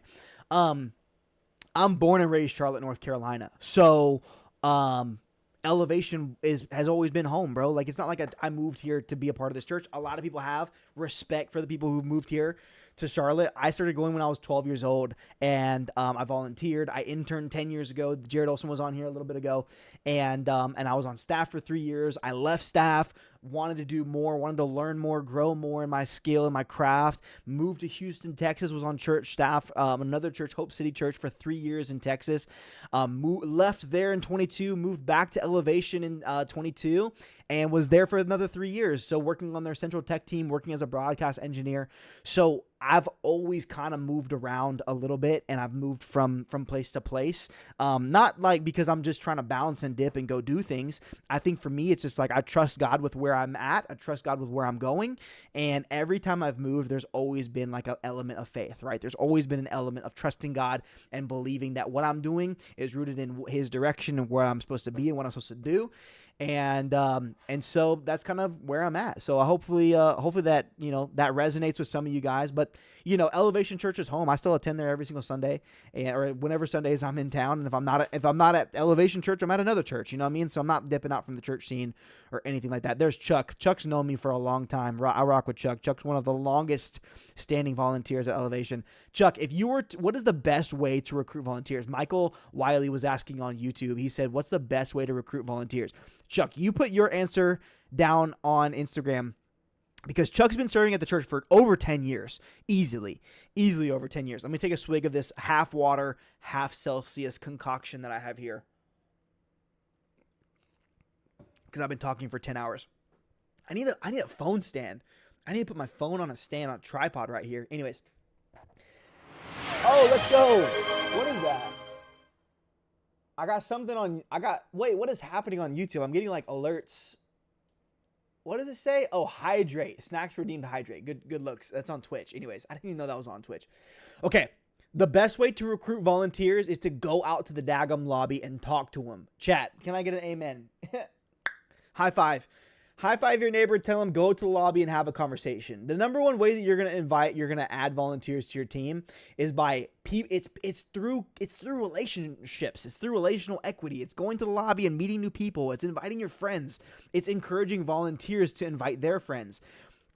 Like, if you think about it, every single person on your team has someone, whether it's a family member, a friend, a coworker, that they have been trying to get to come to church, right? And I think as a leader, it is your job to consistently put vision in front of people, to remind them to invite people to church, invite people to come serve with them, invite people to be a part of what you're doing, right? I think if you're doing a good job as a leader, that you are consistently putting those things in front of people, and your team will grow. I think sometimes it's not even the difference between a good and bad leader. I think it's just the difference of like being consistent and casting vision enough for people to kind of get that vibe and do the thing, right? Does that make sense? Also, is my camera a little dark? I might need to pop up my, that's my shutter angle. Anyways. So I think as a leader, what we can do better is we can put vision in front of people more often for them to do the daggum thing. Celsius at 9 p.m. Bro, you probably need a Celsius at 9 p.m. because you have been filming the Savannah Bananas all day long, which tell me how that's been, dude. That looks awesome. Are you familiar with Resolume Arena? Yes, I am familiar with Resolume Arena. Michael, hopefully that answers your question over on YouTube. Agent Phoenix says, oh, it's resonating. Felt led like it was time to step off of church staff. Last Sunday was a couple weeks ago. Nothing lined up. Just walking by faith there. But, bro, praying for you, man. I'm praying. God, I pray right now that you would give Agent Phoenix the steps to take. And, God, I pray that you would open up doors that only you can open in Jesus' name, that he would trust in you. Amen. That was a prayer for Agent Phoenix on Twitch. Anyways, I'm a volunteer that leads the media team at a smaller church in Houston and feel always short of people. Michael, only thing I can tell you, whoever is on your team, get up in front of them and say, hey guys, one of the things that we want to do is consistently be bringers. We want to be building. We want to be bringing people into God's kingdom and onto our teams and feeling, you just got to get up in front of them and get excited about bringing people to church. And if you can do that and get people excited about coming to church, then they'll get excited. They'll do that. And I think if you lead the way, right? So if you invite a friend to come serve with you, or if you go to the lobby and have a conversation and meet someone and go grab a coffee, I think those are very great examples of you kind of like doing the digging and doing the work to show volunteers like, hey, here's how we build our team, right? And you have to kind of lead the way in what you say, what you do, and just kind of like the strategy, right? I think that's the one thing as leaders that we kind of like take for granted a little bit is like you have a little bit more, granted, you have a lot of things to do, but you have a little bit more of the time to like actually strategize and come up with ways of like, how do I get people thinking about, because people aren't thinking about growing your team every single day of the week, right? That's kind of our job as staff members, is to like build the team and build what we're doing. And so I think that like it's up to you to be strategic and you to think that way and for you to be the people person on the anyways. Trev said, it's been insane. We filmed a bunch of the interviews yesterday and got some of the crew members in action today during the game. That's so dope, bro. I can't wait to see it. I have no idea how a documentary is even captured. I wouldn't even know where to start, but I know that sounds awesome. I'm excited to watch it. I'm trying to contact someone to train my team for Resolute Arena. Johnny, send me a DM. Say, yo, it's Johnny. I need someone to come train my team for Resolute Arena, and I'll get you someone to come train them. Whether it's me or somebody else, I got plenty of people who can come do that. Okay, wait. You know what helps too is a small group. Okay. Solified preaching over here. He said, what helps is a small group with your tech team. So imagine having a small group with your tech team once a week where you guys meet outside of church and you bring people to that small group and you build your team that way. Great idea. I think everyone should be doing that. If you're not, do it. Chuck, long-standing, this is Chuck, 10 plus years volunteer at Elevation Church. He says, build an engaging, exciting team that naturally attracts people to join the family. Excellence is adaptable and desired. Winning brings in individuals like Shep. Oh, wow. That's so sweet. Be the example. Bro, thank you. I'm blushing now. But no, it's so true. Be the example, and you have to you want to create a culture and create a team where people want to come be a part of it. And I think as leaders, you just got to get up there and you got to make people want to come be a part of it. How was the 250th Army anniversary on the production side of things? It was a wild time. What's up, Cody? Good to see you. Prince, good to see you. It was crazy, dude. It was really, really cool. I got to capture all the socials for it, for like the BTS and stuff. I literally had a pin. I don't even know if I'm supposed to say this, but I had a pin that allowed me within like this far of El Presidente of POTUS, and it was cool, man. It was really, really cool. Got to get some cool shots. All the content's over on Cine Live's Instagram if you want to go look at it and watch it. We generated we're about to hit 900,000 views for just like 7 days worth of content, which is really darn good. Really darn good for even an Instagram account that size. And so we gained like 2,500 followers on that account in a couple of days. Super dope. Really, really cool. But one of the most unique experiences, chat, I talk about this on the podcast, but y'all know when I was doing Go Podium stuff at Elevation, we were like, I would post Go Podium every single Monday. I would put like a vision piece behind Go Podium. Okay, this is a prime example for those of you guys who are wanting to build your team and trying to build your team and trying to like put vision in front of people. Go Podium was something that we did and they do every single Sunday. Like they call for the podium to go out. It wasn't anything new. It wasn't anything that was like, out of the blue or something fresh or out of the ordinary. All I did was take something that we do and they do every single Sunday and put like vision and clarity and excitement and energy around it and purpose behind it, right? Because sometimes like I just thought like, oh man, that's actually dope that I never once called Go Podium. Like that on the videos, it was never once me. I have one of the videos is pinned. It hit like 1.5 million views on my Instagram from like a year ago. But like, dude, that was the whole point of Go Podium. And I think that's the whole point as leaders that what you can like take away, right? Is that, it's our job to find things that we do every single day and put mission and energy and vision and excitement behind it in order for people to get excited and be a part of something. So like what was crazy, I was kind of going on a tangent, but what was crazy about the podium thing is we started doing Go Podium for Pastor Steven, and then ended up, I was having a conversation with the Secret Service about the podium for POTUS. And I just thought it was nuts. I'm like, this is stupid. Like the fact that I'm over here having a conversation with the Secret Service about lining up the podium so that way it's centered with the camera shot and it's centered with the White House, and it was cool. Pretty surreal experience, for sure, and just actually nuts. Actually, accidentally closed Twitch and didn't want to watch the ad to get back. That's so true, dude. Low-key ads are mad annoying. Yo, Danny, a crazy amount of fiber. Dude, we ran like it was over 3,000 feet worth, 3,500 feet worth of fiber. So however much that is. So crazy. Shep, is your inbox open for lighting technical help? Yeah, absolutely, Pax. Hit me up with a DM, or if you on my link, there's a link in my bio. You can just hit work with me. And I've got a thing in there. If you want to put your email address and all that jazz, we can chat. If I don't know how to fix it or how to do it, I got guys. I got the people, bro. We got the connections that we need in order to make that thing happen. Include volunteer in load. Yeah, true. Yes, including volunteers in loading in. That way you can bring your volunteers into what you do. What's up, Tyler? Hopefully you made it back from Dallas. Okay, I was watching the Cine Live stuff and it came out as awesome. Good, Alex. I'm pumped. I am pumped that it came out good. It came out. Yo, what's up, Chupster? K. Parson, good. Shalom, what's good? Sherry, what's good? Gabe. Include volunteers in load in and load out. Make them part of the mission. Staff loves engagement. I really miss the stage design. Dude, 100%. That's so key. Don't miss the opportunity to invite people to come do things with your team. You are my background audio for COD right now. Let's go. Hey, if y'all are just chilling, viewing, hanging out on the stream, I'd love to see it. We're live on Twitch and YouTube right now too. But most of my engagement comes from Instagram anyway, so we'll see. We'll continue to build this thing up. You know what I'm saying? Shep, making gear proposals. Any advice? Also, I got a proposal for a PTZ controller. Can I send to you? Get your thoughts. Yeah, you can send it to me, and I'll let you know it's good. Landon, what's up, bro? Okay, so gear proposals. Here's the philosophy I've always gone off of, is that I always try to provide a good, like, okay, what I want is in the middle. What would be insane is at the top. So like a good, better, best, like good, better, best. The good is like, hey, we can get by with this. This is an upgrade. This is better. You know, if it's like a camera proposal, this is 4 cameras. This is 6 cameras. This is 8 cameras plus a jib plus this plus that, right?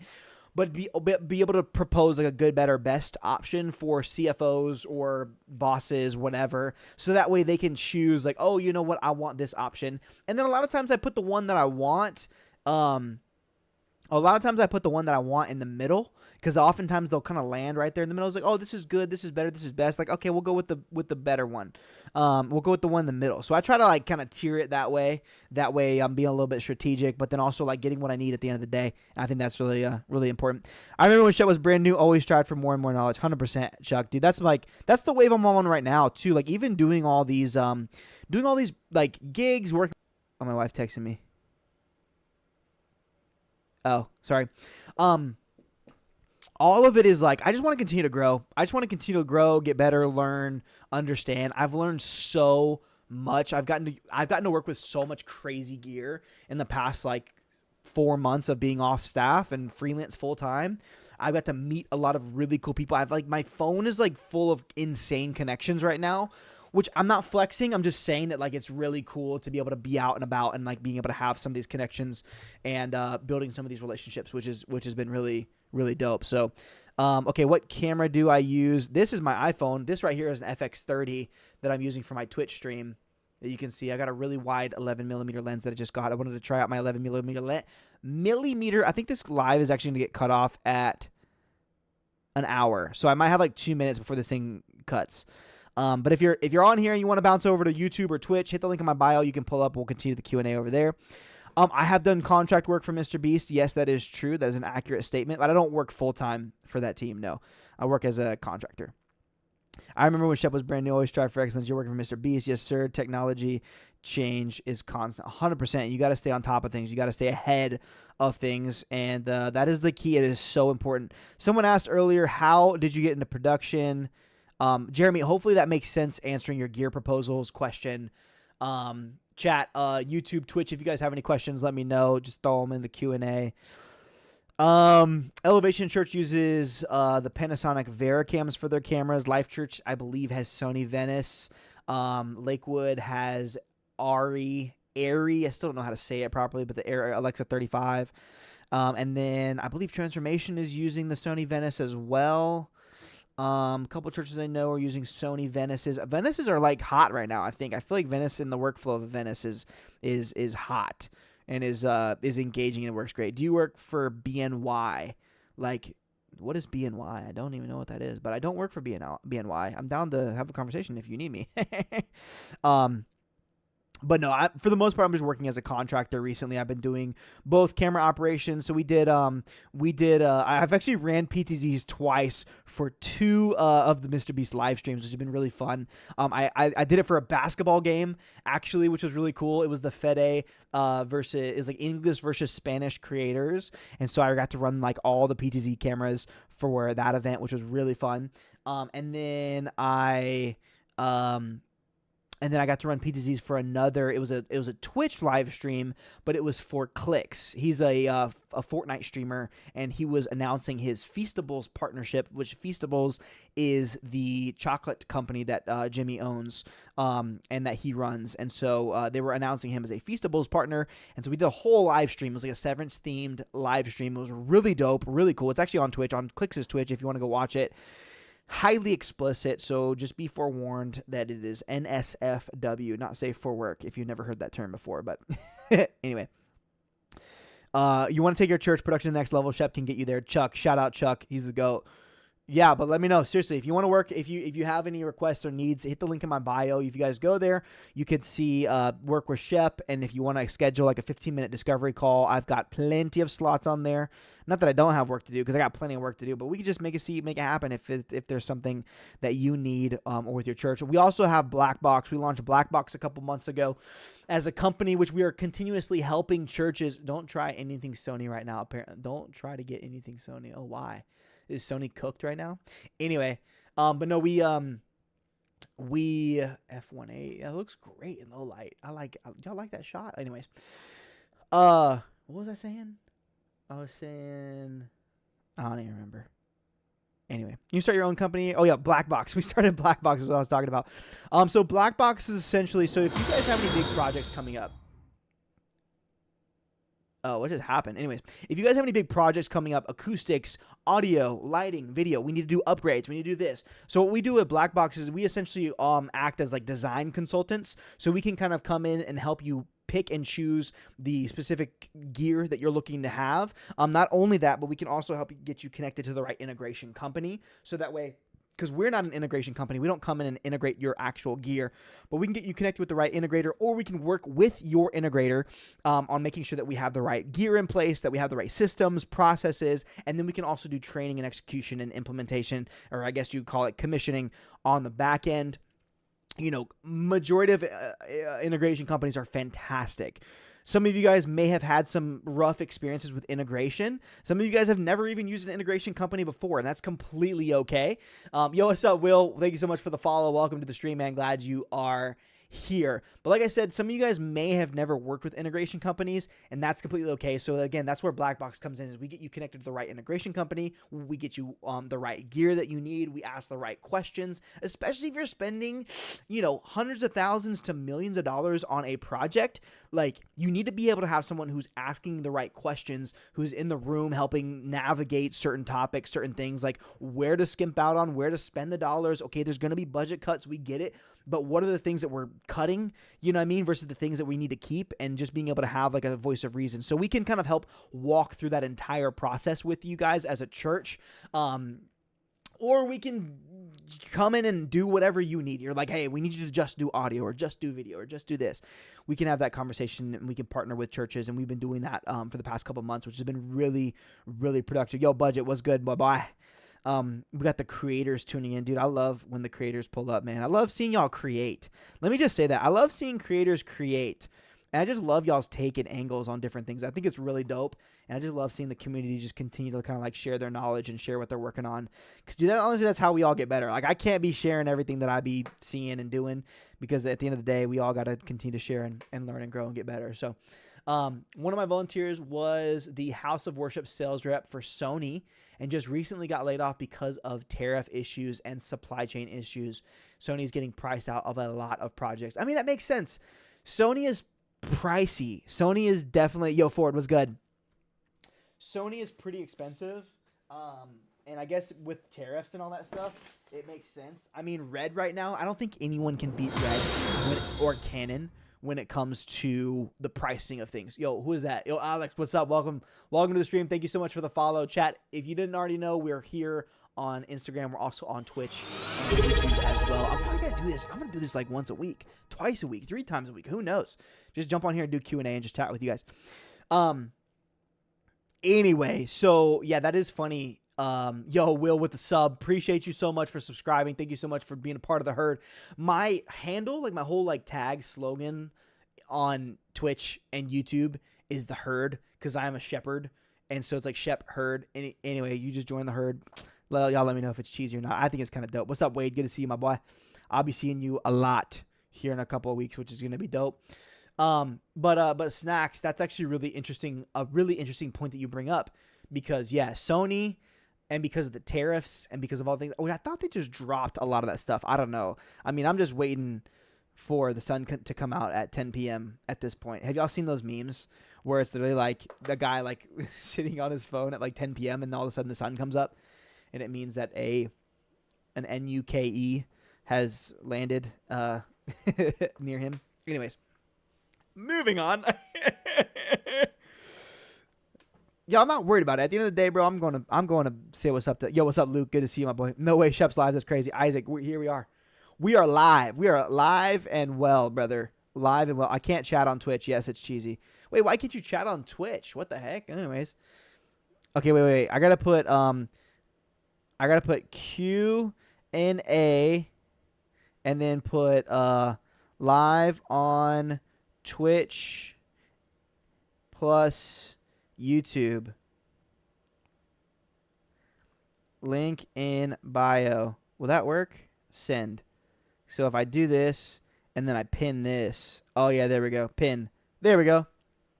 Q&A live on Shep, tell us 2 truths and a lie and let us guess. Okay. Okay, here's one. Okay, I got it. I got it. I speak fluent French. I can deadlift 600 pounds, and I was married at 21. 2 of those are truths, and 1 of those are a lie. I had to think about it for a second because I couldn't remember which one I told was a truth or a lie. So I can deadlift 600 pounds. I was married at 21, and I can speak fluent French. Which one of those is true, and which one of those is the lie? That was actually a pretty good one. Yeah, I'm live on Twitch as well. We're live on Twitch. Shep, how did you get into production? Alex, great question. So I was 12 years old, and my friend, sorry, chat, I'm going to put you like this so I can fix my hair. Brad Bramer, what's up, my boy? All the homies are pulling up. Chuck said, I know. Y'all have 2 minutes. Snack said deadlift. Okay. So, okay, I was 12 years old when my neighbor invited me to church. At the time when I was 12, my family had grown up in church. We had always in church this, church that. My dad served in church. He kind of got burnt out of serving in kids ministry. And so we kind of were on like a little pause break. We were on a little bit of we're chilling just for a minute on church. And one of my friends invited me to Elevation. He was like, yo, we're going to this new church. It's dope. It's awesome. It's loud. So I pull up my first weekend. It was unlike anything I had ever experienced. It was nuts. It was cool because I went with my friends, which was a lot of fun. And at the time, Elevation was like, it was popping. It's still popping. But like in Charlotte, it was like a local thing. Right? It wasn't global like it is now. But like, because it was in a high school, a lot of students were like inviting their parents to come to church. So everyone thought it was a cult. They're like, this place is a cult, and people still think it is, but bump them. Anyways, so I go to Elevation. The music is loud. It's dope. I listen to Stephen Furtick preach the entire time. I'm 12 years old. I never listened to an entire sermon my entire life because I thought sermons were mad boring because, to be honest, they can be very boring as a 12-year-old. And so I just knew from day one, I was like, yo, this church is lit. It's dope. I started serving that same week. I served for 6 years. I did an internship. I didn't know what I want to do with my life. I graduated high school, and then one of my mentors or my leaders was like, Shep, you should like do production. Actually, fun fact, he called me out for being late one Sunday. He said, Shep, and it wasn't even called Shep at the time. I was Steven. He said, Steven, you need to stop showing up late. And I was like, all right, bet. He was like, he literally said, there's so much more in you that if you would just show up on time, you would lead, you would do X, Y, Z. I don't even remember the exact words he said, but I just remember that he said, stop showing up late. There's more that's in you that God wants to do in and through you. And I was just like, that was when click, bam. So somebody spoke something into me that really kind of set me on this path of where I am today. And now I'm passionate about kind of doing the same thing for more and more people, which is why I kind of do the thing that I do. Leg day workout, bro. Okay. Are y'all ready for the 2 truths and a lie? The reveal is that the lie was I can deadlift 600 pounds, okay? I cannot deadlift 600 pounds. My max is 515. And I have a video of it on my Instagram. It was like a year ago at this point where I deadlifted 515. I probably could still hit 500 right now. Like, I'm feeling pretty strong. I've been in the gym. I just don't try to go that heavy as much. And I did 515 without a belt. It was beltless. So if I threw a belt on, I knew I could get like 530, 545, even 550. I think I did straps, but I did no belt. So 515 PR, no belt. Moi, je peux parler français, donc je peux parler français fluent. Moi, j'ai étudié le français depuis second grade was when I started speaking or like learning French. And so j'ai étudié le français depuis 10 ans. From second grade all the way through 12th grade, so I kind of like low-key can speak French, and I've never used it a day in my life. Chat, I need to go to France to work with the church so I can actually use my French. But I love French. I love the culture. I love France, all that jazz. And then, yes, I got married at 21 years old. My wife was 19, and then she turned 20 in December. And then I turned 22. Yeah, because I'm a year and a half older than her. So I got married at 21 years old. I'm 28, so we will be married 8 years this year, which is pretty darn cool. So Miss Shep outlifts him. Facts. Yeah, she can deadlift like 750. Best haircuts for men asking for a friend. Brad, I'm being very candid when I say this. I feel like you could rock the crap out of a mullet. Like, you could really get away with just like a nice tight, a nice clean mullet. Like, nothing crazy, but, you know, nice little like cut here, maybe trim it up a little bit here, and then have a little bit of a mullet in the back. I feel like that would fit your vibe really, really well. Maybe not because you're like, you lead a bunch of people, but I feel like at the same time, if you don't go mullet, then I feel like you need to kind of go like a little bit of a low taper fade. A little bit, like keep the fluff on top because you need to have a little bit of those curls. I feel like your curls are vital. But if you want to kind of like continue growing it out, you can keep growing it out. But I know that your hair, I'm sure your hair is tough to manage because you have really curly hair. Okay, backing up. Let me just see if I missed any of the. See if I missed anything. How does one say go podium in French? Allez podium. Allez podium. I think. Aller means go, and so podium is like, I don't know. I have to look it up on the thing. Aller podium. I would just say that. Aller podium. Monsieur, allez, monsieur podium. You must go onto the center of the stage because you are from the France. Preferable color of socks. I go white socks, white shoes. That's like my preference right now. I'm a big like mid like socks guy. I don't like my socks low. I haven't transitioned to low socks or no show socks yet. Don't judge me. I think I'll do that when I'm 30 years old. But I still have I still have long socks on, chat. Like, I still rock the long socks. I go white socks, white shoes, and I also go actually here, chat, you guys can see them too. Yeah, I got the mid socks on. We're live on Twitch and YouTube right now, too, so if you hit the link in my bio, you pull up. I got the 11 mil, chat. I got the 11 millimeter Sony lens, and so this lens is so wide. I love it. I just love I feel like I could do so many things on camera for on the appropriate things on okay. Anyways, lock it down in French. Exactly. Yeah, lock it down. Arrêtez lock. What is lock? It's like arrêtez de, I don't know. Ferme ta bouche means close your mouth. Ferme ta bouche. Talk about Jocko energy drinks and falling through drywall ceiling. Dude, shout out Daniel Bender. We were loading out of the Beast live stream a couple weeks ago, and the set is an insane set. So he was walking on top of the set, you know, on top of 2x4s, and bro tripped and fell through the ceiling, caught himself like halfway down, but bro was like halfway through the ceiling. It was nuts. Okay. Alex, you asked that great question. Snacks said deadlift. Snacks, you were correct. The deadlift was the lie. Will said, I'm going to ask here, how do you feel about using Logic as a DAW for live stream? And have you worked with Ecamm? And if you do, how do you feel about it? I think Logic is fine to use for broadcasting. I think whatever tool gets the job done right is a tool that you need to be using. I think if you're mixing on a console, you can get a great product from a console. I think if you're mixing on a DAW, you can get a great product from a DAW. So like, as long as your computer's not crashing and your mix isn't crashing midstream, then I think you're good. Ecamm, I've messed with it a little bit. I just think like wireless, if it's not like a really robust wireless system, then you're kind of like, you're risking it for the biscuit. Like Teradek is probably the lowest I would go in a professional setting. I mean, DJI kind of gets the job done. Hollyland kind of gets the job done. But I don't know. I don't know how I feel. I don't know how I feel about those, to be 100% honest. Jordan was good. John was good. Tiana was good. Or I guess it's Tia. Do you have any funny test videos? I have a keyboard cat as an audio test. I don't have any funny test videos. I do have a funny video that I'm going to show at one point in time. Favorite camera for broadcast. I would have to go Alexa 35 is probably my favorite camera for broadcast. It's just so good. Hi, Miss MS Diora. Good to see you. Abdil Noah was good. I already told you that white is my preferred color of socks. But anyways, we're live on Twitch chat. We're live on YouTube and Twitch right now. The Twitch chat is talking. Bye, Brad. I love you. Thanks for popping on and asking some questions. Friends always support friends. See, here's the thing about Instagram, dude, is like everyone can pop onto Instagram. Shep, what up? Yo, what's up, Josh? Good to see you, my boy.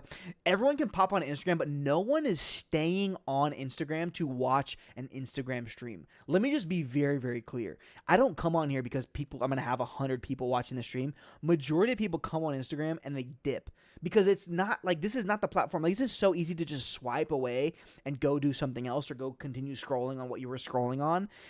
Instagram is just not that platform. It is not that guy for anything whatever related. Okay, also I completely missed these questions. Alex said, how is the 250th Army for YouTube streaming? Do you recommend AWS Elemental Link? Is it a better option?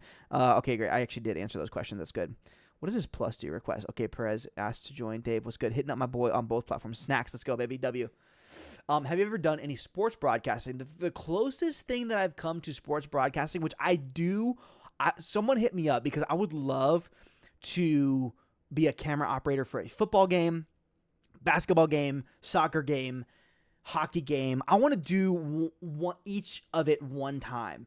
I think it would be really, really fun. Like, so if y'all have connections and are able to get me in, if I need like special certifications or if I need to shadow or do whatever, let me know because I would love to operate some of the something for platform 3. Let's go. Snacks is on all 3 platforms. Let's freaking go. I would love to be able to operate a camera for a little bit more sports broadcasting because again, I want to gain that experience and understand how the workflow is and how things are ran and all that jazz. I think again, the more that I'm exposed to, I can only grow, right? And I think that's just where I'm at is like, I've done creative shooting. I've done, news broadcasting. I've done a couple different broadcasts. I'm just here to learn, at the end of the day. So if you guys have connections for sports broadcasting in football, basketball, whatever it is, you need me as a utility, you need me as a fiber tech, you need me as a camera operator, whatever, let me know. I'm definitely down to do it all. I can show you my resume or I can just come and hang and just do all that jazz. So anyways, are the Yamaha HS5s great for first start mixing? Yamaha HS5s, are those like speakers? James, I'm so sorry. I have no idea what that is. Chat, can y'all answer his question for me? Do you ever go on tour for Elevation Nights or Praise Party? I may try to do Elevation Nights this fall, potentially. I still have to ask about it and see if I can get on. But if it's on my list. It's on my list of things to do. I think it'll be really fun. Sports broadcasting. Yeah, Dan, let me know. I'll let you know when I'm doing a show at NC. Dan, hit me up. I would love to join. Patrick, I don't know if you do live sports broadcasting or not, but yeah, I'd love to just get in there like swimwear, chat. You know what I'm saying? Like, I want to do a little bit of everything, have my experience in all different handles. Eddie, what's up, my boy? Dude, you're in the middle of the grind right now. I need to text you. Hopefully you're still alive and well. But yeah, we'll see. Like I said, like it would be dope to do an NFL game. It would be dope. I was talking with the Spider Cam guys a couple weeks ago. I guess it is months ago now. But the Spider Cam guys are doing Canadian football. They have a Spider Cam out on the Metallica tour, which may or may not still be going right now. And they do Spider Cam at like American Idol and a bunch of different things. So I told them, I said, Daniel, send me out on something because I want to do something barely alive, dude. Dude, Eddie's insane. Eddie's the GOAT. If y'all don't know Eddie, you should know Eddie. He's the GOAT. I told the Spider Cam boys, I said, yo, send me out on the road because I would love to just do something Spider Cam, even if I need a rig. What like I literally spent like 3 days with them in Atlanta learning how to like configure the Spider Cam, run cabling, splice fiber, all the things. It will be so much fun. So, yo, Garrett, thanks for pulling up, man. I appreciate you. Praying that God continues to move in your life and that doors are open, brother. Eddie, chat. Let's pray for Eddie. Pray for strength over Eddie and a little bit of just continued focus and honestly just health, bro. Just stay healthy, bro. Reach out to SLE team at Ross. They can hook you up. Okay, bet. I'm definitely gonna, wait. What does SLE stand for? Because I'm definitely gonna hit him up. I know Daniel at Ross. He's over the Spider Cam division. But again, chat. I'm trying to get into some of these daggum rooms for the fall. We got football coming up. We got college football. Okay, I'm gonna make a list. College football, NFL. I gotta do hockey. I gotta do a WWE. Chat. WWE would be so sick. That'd be such a sports live. Okay, bet I'm gonna hit him up. Patrick, I'm gonna hit him up. No, we're gonna make this happen. Shep's gonna go on an adventure. We're just gonna go on a tour. And we're just going to, like, go everywhere and do one of everything. I'm not trying to do it full-time. I'm not trying to be out and about 24/7. I'm not trying to be out and about 24/7, chat. I'm trying to just, just to say that I've done it and I've been a part of it and I've seen it. Ross Video Production is doing a lot of low-level ESPN shows. Dan, that's great to know. It'd be cool to do a show. It'd be sick to do, like, a Stephen A. Smith something on TNT, which they just moved. I think TNT just lost the rights to, what was that show, that basketball show that, like, Shaq and all the boys are on? I think they just moved that show to another network altogether, I think. She's favorite cam is the tower cam, if you know, you know. Shep's favorite cam is the tower cam. My favorite cam is the camera that runs into the wall. Yeah, that's my favorite camera. Shout out tower cam. Which, dude, fun fact, Chuck, literally the company that I sold that we sold the tower cam to, which it was fine. It got repaired. It's all good. The company we sold the tower cam to, Luna, we just rented a tower cam from them for this Army 250 shoot. So I literally was telling the boys, I was like, yo, that would be crazy if this is the tower cam that I sold to Luna back in like July of last year. So it was nuts. I don't think it was. I don't really remember it by anything, but it was a tower cam and it was cool. We put it up at the Washington Memorial. Really cool.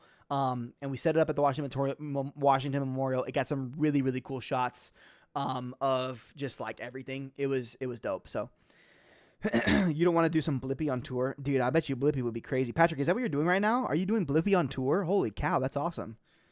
I mean, I was this close to doing Dude Perfect for the rest of July. For the back half of July. I was super close. But my schedule didn't line up to be able to do it. I thought that would have been really, really cool. It's to video direct Dude Perfect. I mean, even though it's a show, whatever. It's still a lot of fun. Yeah, full-time maintenance cam. That's our Defy track. We replaced that with the Defy. Don't tell Drew. Heck no, I'd go nuts. Dude, Blippi sounds dope. Yeah, Eddie knows. Dude, the kids watching Blippi. Dude Perfect would be a lot of fun. I feel like Dude Perfect is like, is it's just one of those things that it's I don't know, it's just fun. And it's not like a worship thing every single day. I feel like it's fresh a little bit, it's not, I don't know, it's the same tricks, whatever. But, I think a worship thing would be fun to do. Eddie, can you get me on the Elevation Nights tour in the fall? The chat was just asking me if I'm ever going to go on Elevation Nights. So I gotta see if I can get on that for the fall. Maybe TBD. But if you can, DP is team is fun to work with. Okay, that's cool. I'm like I said, chat. We got to go everywhere. We got to do a little bit of everything. Behind the Broadcast V2. I know Parker, who is over at Behind the Broadcast. Parker is awesome. I'm trying to be like Behind the Broadcast V2. So Eddie said potentially. Okay, Alex said, did you go to college for production? I want to pursue production as a career, and I'm currently in an internship trying to figure out where to go from here. Okay, no, I did not go to college for production.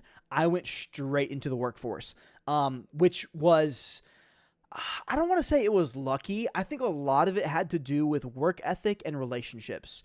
Like for one, I make sure to work hard wherever I go, anywhere and everywhere that I go. I try to work hard, but then also to, like, I had a lot of relational equity built up over years of being at Elevation that kind of got me into a role as a campus production director.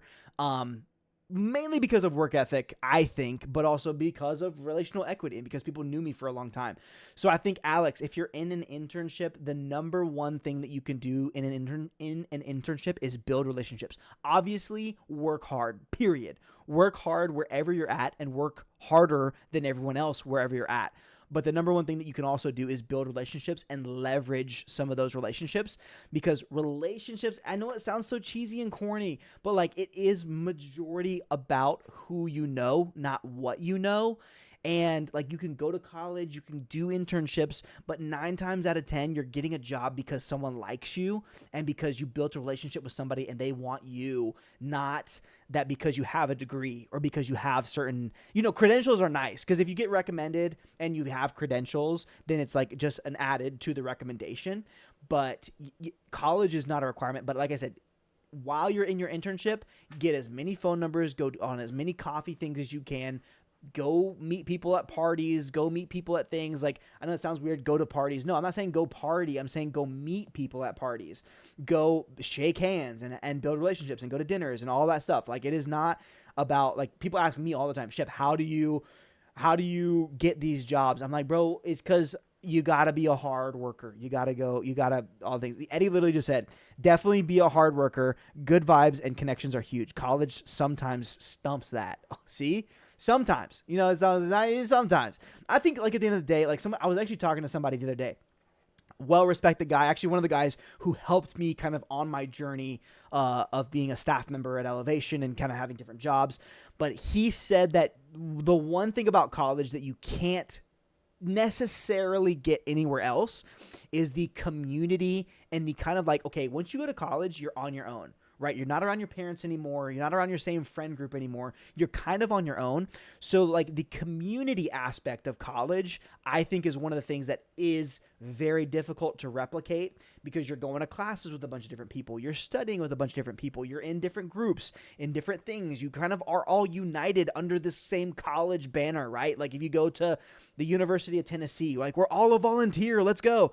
So I think there's something valuable about college, about like the camaraderie about it, but I don't think it's necessary. I don't think it's like required that you go to college in order to develop that skill and that muscle of like working. And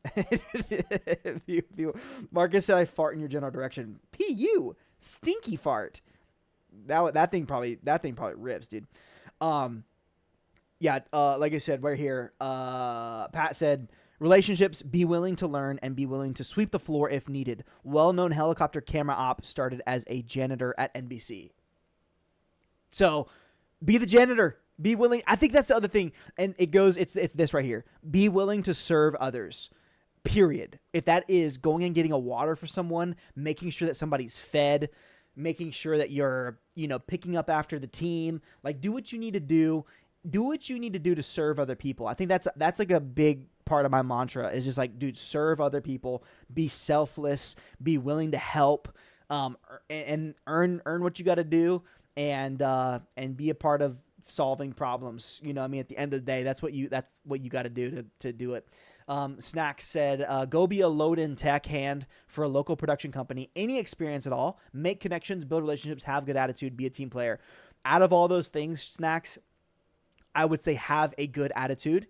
It is so easy to get caught up around people who have bad attitudes, right? It is very easy to get caught up, to get pulled down, right? It's much harder. Y'all have heard the analogy 1,000 times in every single church. Every pastor's preached it. Like, it's much easier to get pulled down off of something than to pull someone up, right? And so it really, like, when it comes to attitude, you have to have a good attitude and be locked in on your attitude and how to have conversations with people and how to work with people, because it is so, so important. Attitude is a ton. But yeah, absolutely, go get your foot in the door. I had a guy, he interned with me a couple years ago. I think it was last summer. After the internship was over, I said, okay, here's what you need to go do. You need to go get work experience. So he's been working in a production company warehouse doing processing. Like, he processes light fixtures. He's able to get his hands on consoles every single day, his hands on fixtures every single day. He's fixing things. He's working on things. He's tweaking things. And he's working every single day. So I'm like, anything you got to do to get your foot in the door and get working and stay involved in something, you're going to get better at it. You're going to grow. And as long as you have a good attitude about it, people want to be around people who have good attitudes. People don't want to really be around people who are annoying and negative and don't have good attitudes. So again, like that to me, you could be a hard worker. You could be the hardest worker in the room. You could be the hardest worker in the world. And if you have a bad attitude, people will not want to work with you. Maybe some will, but most people won't. And most people will question, like, why is this guy in charge? He has the worst attitude in the world. Great question. We don't know why he's in charge. He's just good at what he does, so we just put up with him. And you don't want to be that guy. You don't want to be that guy. Trust me, you don't want to be that guy. You don't want to be that guy. Pat said, I'm a big community over competition, 100%. That's huge. This is what motivates me, having a servant's heart, 100%. Chuck, that's the key. Certifications over degrees, unless a doctor or a lawyer. 100%. Yeah, bro. If you are a doctor, you better have gone to medical school. You better have been in medical school for years before you go cutting up and operating on people. You know what I'm saying? Because otherwise, dude, please, I respect the medical field is insane. Yeah, Chuck, 14 plus years of serving. Chuck's cracked. He's insane. Camden said 100%. Corey, what's up? Good to see you. Pedro, what's up? Delby, good to see you. Tattoos was good. Ownership mentality. TVB, 100%. Dude, that's the key. You got to have that ownership mentality. You got to be an owner. You can't be a renter. You can't just be throwing stuff around. You got to treat things like it's yours. You know what I'm saying? People want to be around people like that. So, okay, great question. Snacks. I talked about this on our podcast last night. We talked about how to get good gigs and how to get gigs in general. And I think, like I said, 90% of it is like, it's like you got to be able to work hard, you got to have a good attitude, and you got to be a good hang. The other piece we talked about too, which you guys can listen to the podcast Monday, we talked about self-awareness. That's another key thing, is like you can't just be a good worker and have a good attitude without having someone keeping you kind of in check, right? Because like, how would you know if you have a good attitude or not? Self-awareness is one of those things where you have to have like an accountability partner and somebody who holds you accountable to, like, you know what I'm saying? Like, so you have to have someone who like consistently sharpening, like iron sharpens iron, someone who's consistently pushing you and making you better, and someone who's like consistently like an accountability partner and able to give you feedback. You know what I'm saying? Because if you're not willing to receive feedback, you're not going to grow. You're not going to even understand or have a good perspective of yourself. One of the things, again, we talk about this on the pod. I'm just like regurgitating everything that I said. But one of the things I think that held me back at a young age is I didn't know when to wear the right hat. Like, I didn't know what time, like when I needed to be serious versus when it was time to joke around.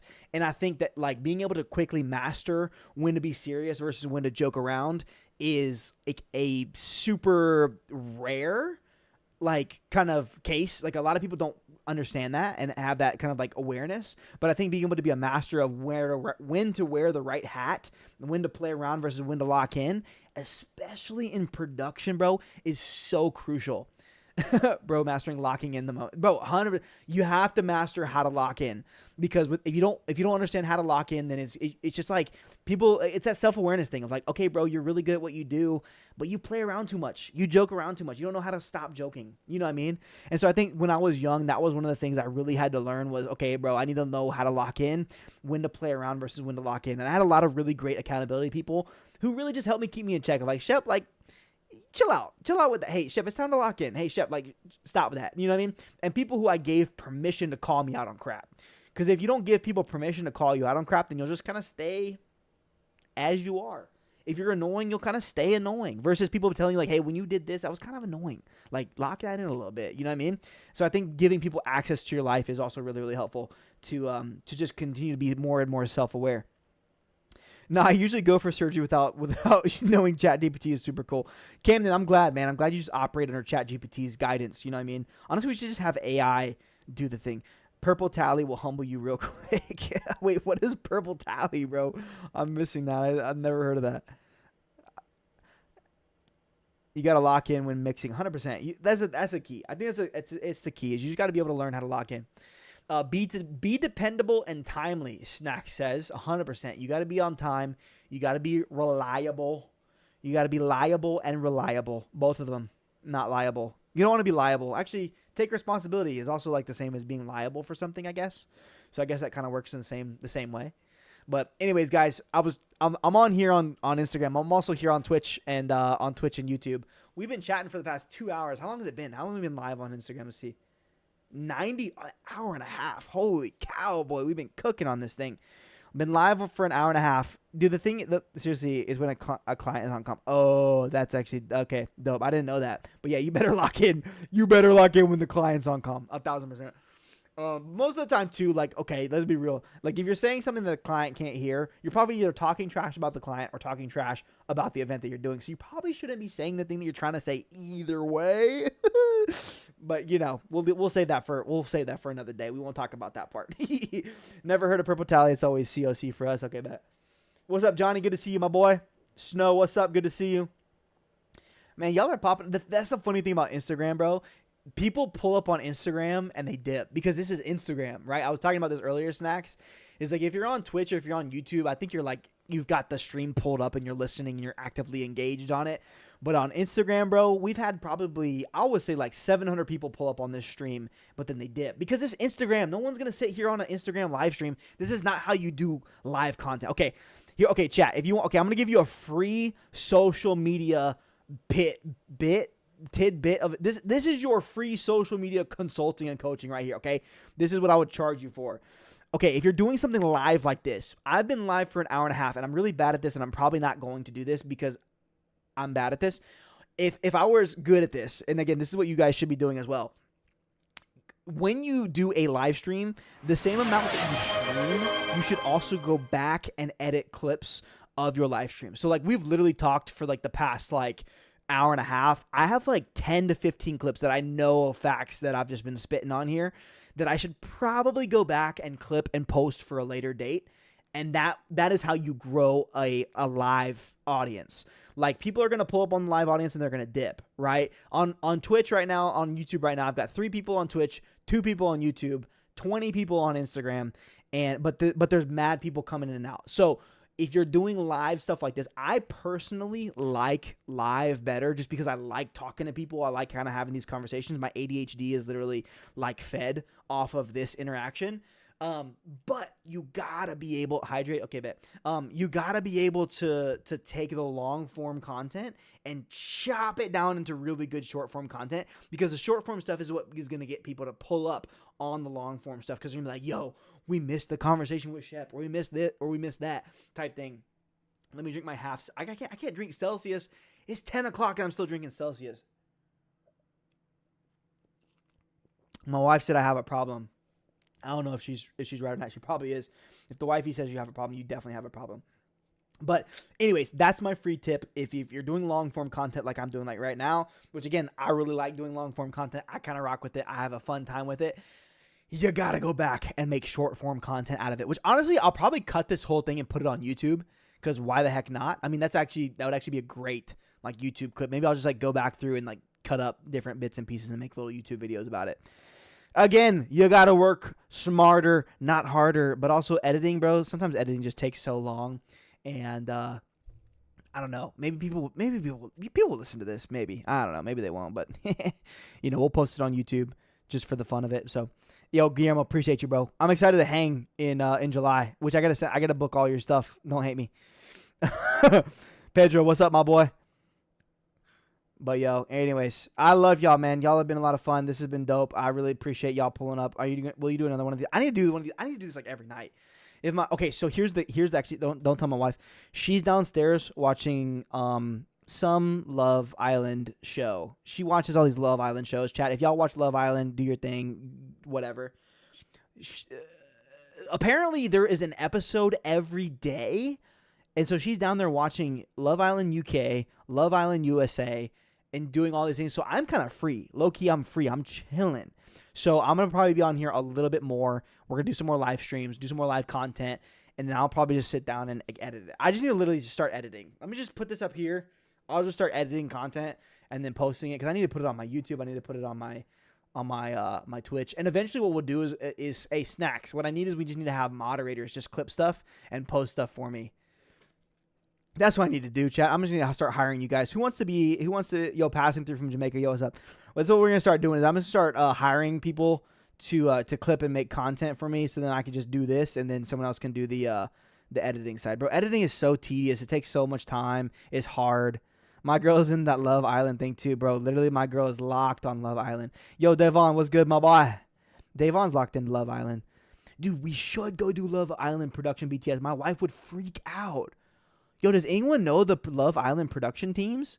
Dude, my wife would actually go crazy. She would go nuts. She'd be like, you're going to Love Island. Can I go with you? I got to go talk to Huda. I'm like, bro, chill out, bro. You ain't talking to nobody.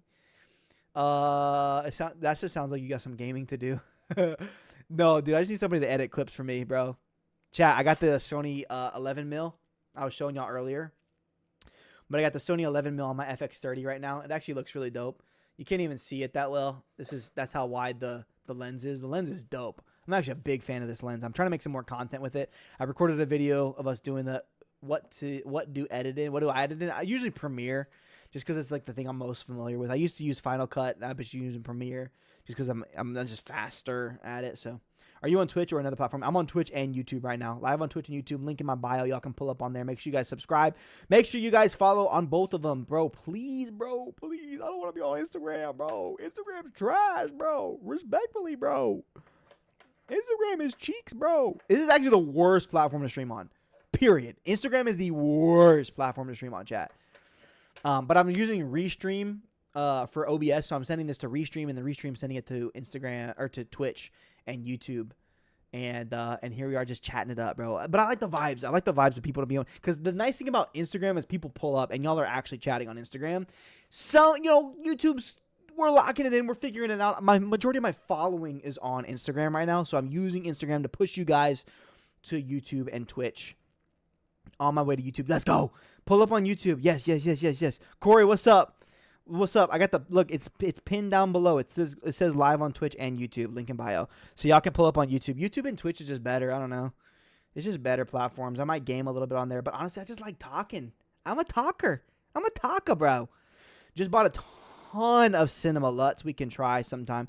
Yo, send me some LUTs, bro. Send me the LUTs. Yeah. Y'all pull up and subscribe on YouTube. Look, we got 22 viewers now. See, that's what just kind of happens. Like I said, people pull up on Instagram. They're checking their Instagram. They're scrolling through their feed. They see Shep's live. Oh, what the frick is Shep doing? Oh, he's just talking to the camera. Sick, dude. And then you just bounce off. It's okay. That's completely normal. Like, it's completely normal that all that stuff happens, because that's just how Instagram is. People aren't on Instagram to watch someone talk to them. And low key, if someone's not going off on a tangent, it feels weird. I don't know why. Like, low-key, Instagram feels a little bit intrusive. When you pull up on someone's live, it tells you that you joined, and you don't really, I don't know, unless it's like a lot of people pulling up, like I don't really want to engage.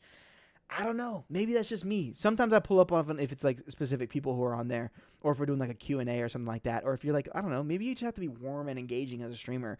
Some people are just awkward and weird, respectfully. I don't know. Some people are just awkward and weird. So, Shep is one of the video guys. Are you more of a video, lighting, or audio? Some say I'm one of the best audio engineers in the country. Some would say 6'7". What's up, Jake? Some would say I'm one of the best audio engineers in the country, but I mainly do video. You know what I mean? Don't tell Brad or Lee that I am a better audio engineer than them, because I am. But I mainly do video stuff. Sorry, chat, I put you guys down. I'm plugging in my Xbox controller because I'm going to play a little bit of Battlefield here in just a minute. Actually, you know what I just discovered? I did just discover there's like a blitz mode on Fortnite. It's a 5-minute match. 35 people drop into the match on Fortnite, and it's like literally 5 minutes. It takes 10 seconds to do. It's actually really, really fun. So anyways, if you're not already on Twitch and YouTube, make sure y'all pull up over on the Twitch and the YouTube. I really appreciate that. And I'm going to keep doing these live streams. To broadcast live, use the program OBS. Absolutely. I use OBS right now. I'm using OBS to broadcast to Twitch and YouTube right now. Just switched over to it, literally playing it right now. Wait, playing what? Blitz? You're playing Blitz or playing Fortnite? Yeah, the Blitz mode is actually fun. No, I play on Xbox. I'm an Xbox gamer. A part of me really wanted to be a sponsored Xbox gamer. Like, I wanted to do like game reviews from Game Pass and all this kind of stuff and really dive in and go hard on like content creation, but then I just don't have time. They have the red Komodo, or which one would you like to buy? Kyler, I would buy a red Komodo. I mean, it's like $3,000 for a body now. I think that's a really great deal for the red Komodo. And it's a really good looking camera. So if you're looking for a budget, really good camera, I think that's the move. I don't have 2K downloaded, but I need to play 2K, bro. I have College Football 25. I need to get Madden. I need to get 2K. But I've got Game Pass, so I can like download whatever game. Dude, it's crazy they announced Black Ops 7. When does that come out? That game comes out actually low-key kind of soon. Yo, Pedro, ABCDD, what's good? Fortnite pull-up, what's up, Kyle? Jeff, what's good? I'm here now, the audio alone. Oh, bet. Jeff said on YouTube the audio is 100% better. Video much cleaner, all is expected. Hey, yeah, sure. The video and audio on YouTube and Twitch is like 1,000 times better. My audio, I got this Lauten mic. This is what Lauten actually sent us, these microphones. They sound fantastic. And then I'm using my FX30 with my 11mm lens. Look how wide this lens is. This is me going straight out from my body. Bro, there's so much room for activities. Hold on, look at this. Look at how much room for activities there is over here. Look, y'all can see me on the thing, but look, I can come over here. We can move this. You probably can't hear me. You probably can't hear me too well if I go over there, which is kind of annoying about this microphone because I kind of want a little bit more of like a room microphone. But we can come over here and we can do push-ups. Look at this. 1, 2, 3. Hooray. Okay, now your wife's going to walk in and be like, yo, why are you watching Shep do push-ups? Well, don't worry about it first and foremost. Second off, I was just showing you how nice the lens is. That's literally it. Pedro said awesome quality. Hey, appreciate you. Appreciate you guys pulling up on YouTube and on Twitch. Instagram, how the heck are you? Y'all are probably like, yo, what is this dude doing on here? Your shoes untied. Facts. I don't have shoes on, so. You have Madden and NCAA? Bet. It looks pro, but the setup it takes to do that manually. Wait, Kyler, what are you saying? What are you talking about? What do you need? Are you asking me a question or are you telling me? Oh, are you saying, you said something about buying a camera. They have the red Komodo. Wait, what is bro? Hold on. I'm trying to go back on my... Anyways, ask that question in like one full form question. I'll be able to answer that. Yo, Elmer was good. Great to see you, Elma. Elma's in the chat, of course, saying hello. Saying hello here to Elma. Do you know who Sons of Sunday's production team is? Yes. It is the Elevation Worship team. It's the same team. So the same team that produces Sons of Sunday is the team that produces... the same team that produces Elevation Worship videos is the same team that does Sons of Sunday. However, they contracted out a lot of the social stuff, which is really, really dope. And I think they actually hired somebody recently to do all the socials, but same team that does all the EW stuff did all the Sons of Sunday stuff, which was crazy. They filmed all of that in a week. So all the content that you see on the Sons of Sunday Instagram, or at least a majority of that content, was all filmed in 1 week. So that's also the power. Okay, that's the power also of strategically planning content, shooting content, and then using that content to promote and to be able to drop whatever piece of whatever. That's the purpose of like a social media manager. I think it's just being strategic on a lot of that stuff. So no, shout out to Sons of Sunday. That's a dope crew. The boys, Chris Dobson, you got Tyler, you got Kai, you got Mate, you got a bunch of just dogs who are over there on the EW creative team. Yo, Bryce, what's good? Good to see you, man. Glad you're pulling up on stream. Do you like any song from Gateway Worship or Elevation Worship? Yeah, the goated song from Gateway is Who Else? Is it Who Else Is Worthy? How's it? I think it's Who Else? What's her name wrote it? I think it was. That song is insane. But then, yeah, Elevation Worship, they write bangers. Every album just full of bangers. So, but anyways, chat, I love y'all, man. What else are they saying up here? Yeah, they already know. They already know the production quality is 10 times better here on. We got 8 people on YouTube, dude. What's up, YouTube? What the heck is up? Great to see you guys. If you're not already pulling up on the YouTube, you can hit the link in my bio to come to YouTube, or you can go to Twitch, whichever one you use the most. Honestly, I feel like YouTube is the move. YouTube looks so much better. They are telling me that the audio quality is a lot better because I'm talking to this microphone on YouTube.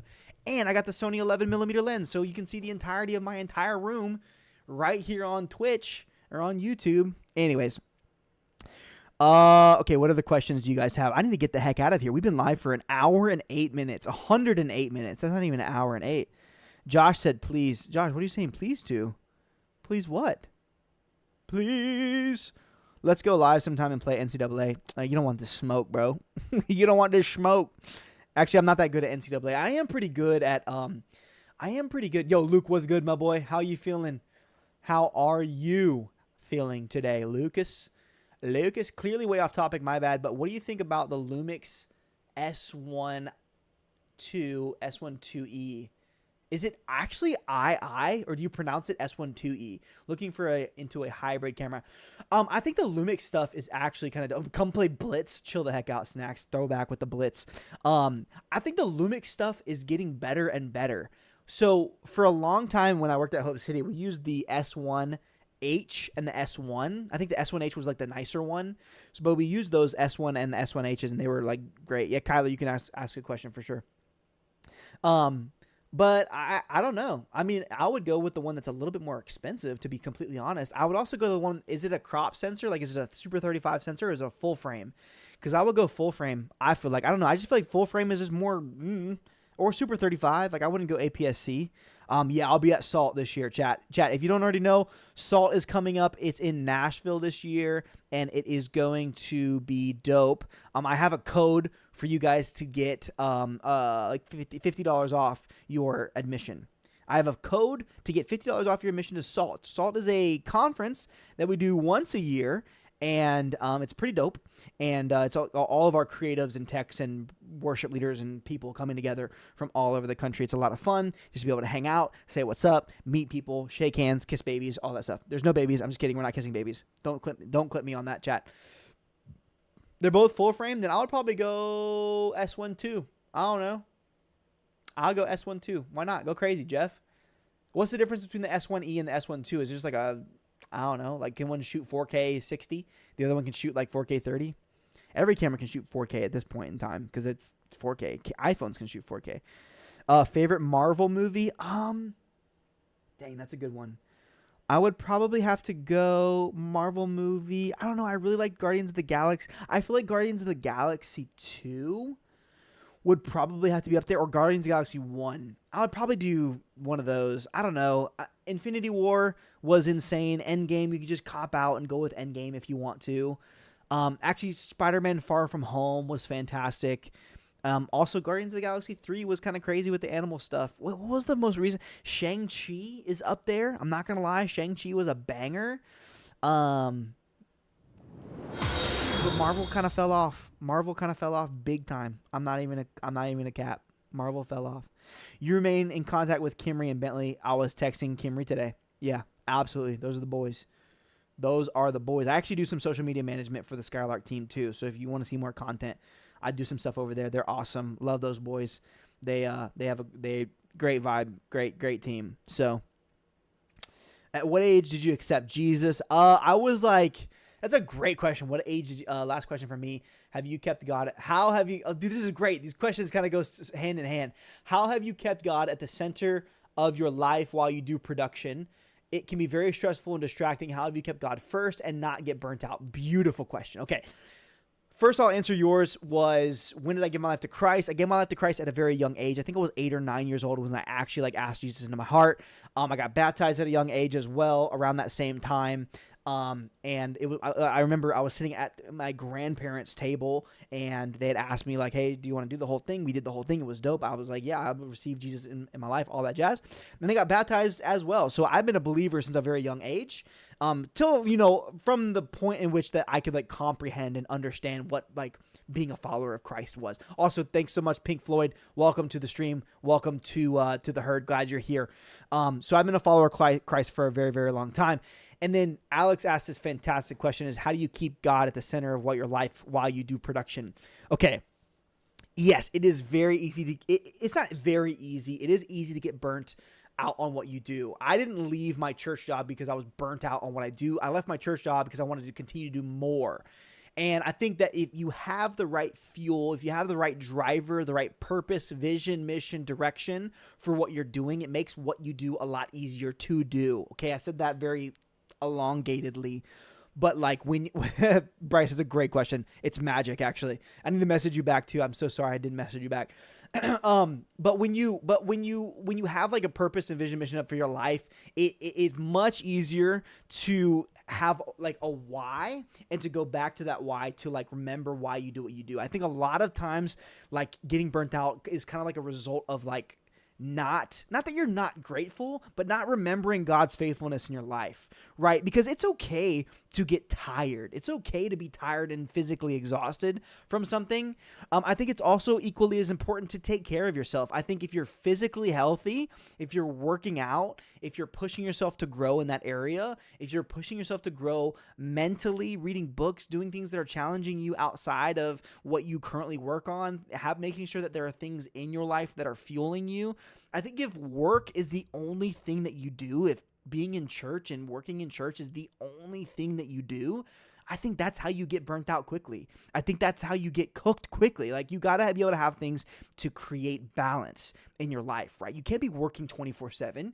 You can't be like, you can't, I don't know. You just can't. Eventually, you're going to get tired of that thing and you're going to get frustrated with that thing. And so I think being able to create distance is also really helpful and impactful for you. But also, keeping God at the center of the thing is important, because I think if you are a leader and if you think like a leader, your job is to consistently like bring people back to the heart, the vision, the mission of why we do what we do, right?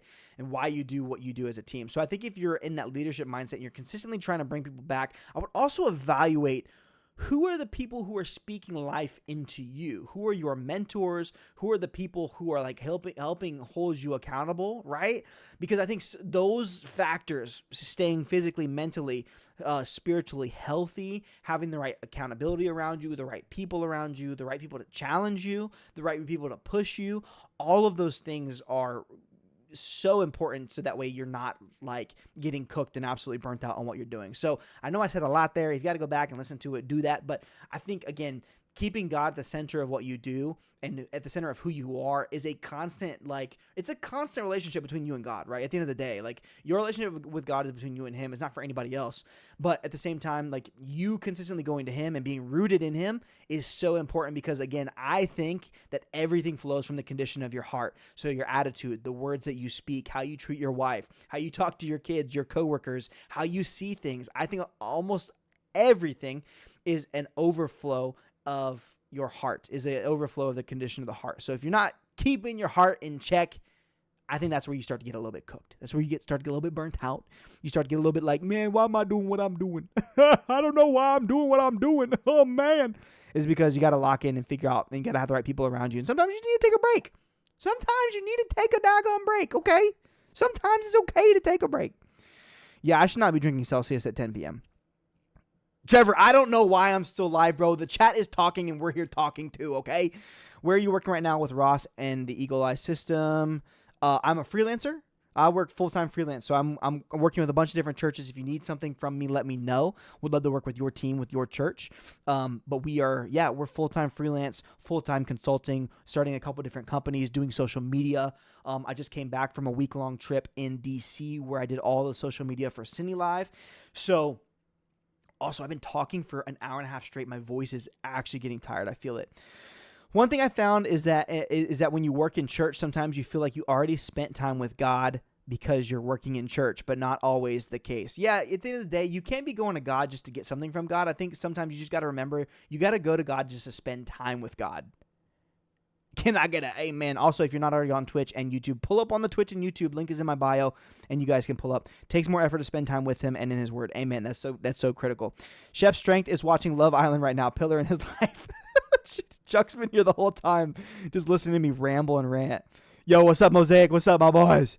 Cheese. I wish Jesus would come for us. Imagine being with them in heaven, knowing Jesus every time. Everyone in the Bible, obviously those who went to heaven. Yeah, facts. That's gonna be the move. That is going to be the move, is when we're all pulled up in heaven, just saying what's up and doing our thing. Does it feel, being on an Instagram Live, feel a little bit intrusive? Doesn't it feel a little bit like odd? A little bit. I don't know. It's just 'cause, like, I'm holding you in my hands, like we're on FaceTime together. It's very intimate. This is a very intimate like stream right here. But on Twitch and YouTube, you guys are far away because I got the 11mm Sony lens, and it's a very wide shot. Okay. Yeah, Junius. Is that how I say that? Junius. I'm gonna say Junius. Uni? I'm gonna call you Uni. The difference between the two is most sensor. One is particularly stacked and the other is a standard sensor. The S12E is basically a S5-8 on crack. Okay, cool. We'll get the one that's on crack at the end of the day. Wait, I missed it. What lens do you have? This is the Sony 11mm 1.8. I'm going to be on this live stream till my wife kicks me off, until she says, babe, it's time to go to bed. Unfortunately, I don't have a studio right now. We got 2 kids. My boys are in their room sleeping right now. But yeah, this is the lens that I have. The Sony 11mm f1.8. We just got this recently. It was like a $600 lens. Beautiful looking lens, by the way, I might add. I'm sweating a little bit. That's okay. Let me wipe my face just a wee bit. Anyways, one thing I found is when you work in church. Yep, I already read that. I'm sweating. Poop. Judah said poop. I love that for us, Judah. Judah, give us some. Judah's. If y'all don't know Judah, Judah's awesome. He does production. His dad's a pastor in Tennessee. Get the one on crack, Jeff. Yeah, clip that. I'm over here telling people to get stuff on crack. Okay. But Judah's got some hot takes when it comes to theology, and I'm always here for it. If y'all don't know already, congratulations, you received 100 messages today with Restream Chat. Thanks, Restream.io. You're awesome. Shep, my guy, I've been here almost 2 hours. I heard my boy miss that joke. Wait, sorry. I'm sorry if I'm missing the chat up here. I need to extend the chat up here. I'm missing the chat on Instagram a little bit too. They're going to be like, yo, why are you still on the live stream? It's because we're popping off, dude. We're sending people from Instagram to YouTube. We're building the YouTube and the Twitch while we're talking to the Instagram. This is the key. This is the way. This is what you got to do. This is the smart way to do what we do. What's up, Sharon? Good to see you. You can pronounce my name. My name is Kyler. I don't speak English. I'm just translating. Oh, that's actually dope. Let's go. Johnny, any advice to a person new in a role in AVL? That's a great question, actually. Hold on. Let me answer that. What was I just saying? Oh, yeah, I was saying that Judah's theology is really dope. Also, I was saying I'm pretty much an open book. I'm from ICF Zurich, which is in Switzerland. We have an Eagle Eye camera system. How do you like it? Do you like that system? I know Ross just bought Eagle Eye, so I'm actually very curious. We have there's a spider cam system in Elevation Ballantine, which is really dope. Dude, this is crazy. Like, look, when I do my fingers like this, they look like they're a mile long. Oh, that's crazy. Okay, anyways. So I'm actually really curious about the Eagle Eye system. I'd love to come see it. I'd love to be able to operate it too, just to be able to kind of get like a. What is my wife is texting me something. She's texting me the thing that her episode of her show is just so good. She loves Love Island and she can't stop watching Love Island because Love Island is the best. And they drop an episode every single night, which is kind of nice for me because I get to come up here and just chill where she's watching her TV show. You know what I'm saying? Okay, pause. If it helps, I work at Seacoast in Charleston. Love my role. Just looking for stupid tax. Oh, stupid. What is stupid tax? Stupid advice? Anyways. Okay. But no, it's a great question. Actually, do you know, I worked with one of the camera operators for the Brandon Lake live stream that we did a couple weeks ago, months ago at this point. I forget his name. I should remember it. It's like Andrew. I think it was Andrew, maybe. Anyways. Okay. Advice for a new person in an AVL role. Yeah, I would say, depending on if you're in a church or if you're working for an organization or whatever you're working for, the first couple months, you're just going to be playing catch up. For the first couple months, you're going to be taking everything in. Take in as much as you possibly can. Ask as many questions. Take as many notes as you can. Understand and learn systems and processes. Very, very, very important, especially if you're new to any job or anything, right? So, like, you're new. You don't need to prove anything. You got hired, right? People want you because you're hired. You're there. They want your attitude, your work ethic, or what you bring to the table. But I think you have to assimilate. Is that the right word, chat? Assimilate yourself kind of into the culture and how things are done. Come in with an open mind. I think that's one of the things for anybody in AVL or any new job is that you don't want to come in with like a preconceived notion of like, well, this is how we did it at our job or this is how we did it over here, because that's just really annoying, low key. It's like, I don't care how you did it. Now, I do care if what you have to say is helpful to improve a process. So if that is the angle that you're coming from, let's have that conversation. But I think what's most important when you come into a role for the first time is learning how to do the job right, what's expected of you. Because then if you learn how to do it, then you can improve upon it. I think if you're just like coming in to fix things because you have prior experience and knowledge, I don't know, you might create more enemies than friends, in my opinion. So I think that you just have to be very careful. Come in with the right attitude, with the right mindset, and then you can make improvisations once you gain relational equity with the people. Rylan, what's up, my boy? No, not Christian Fleming. I do know Christian Fleming. He works at Elevation, but it was another guy that I did something with.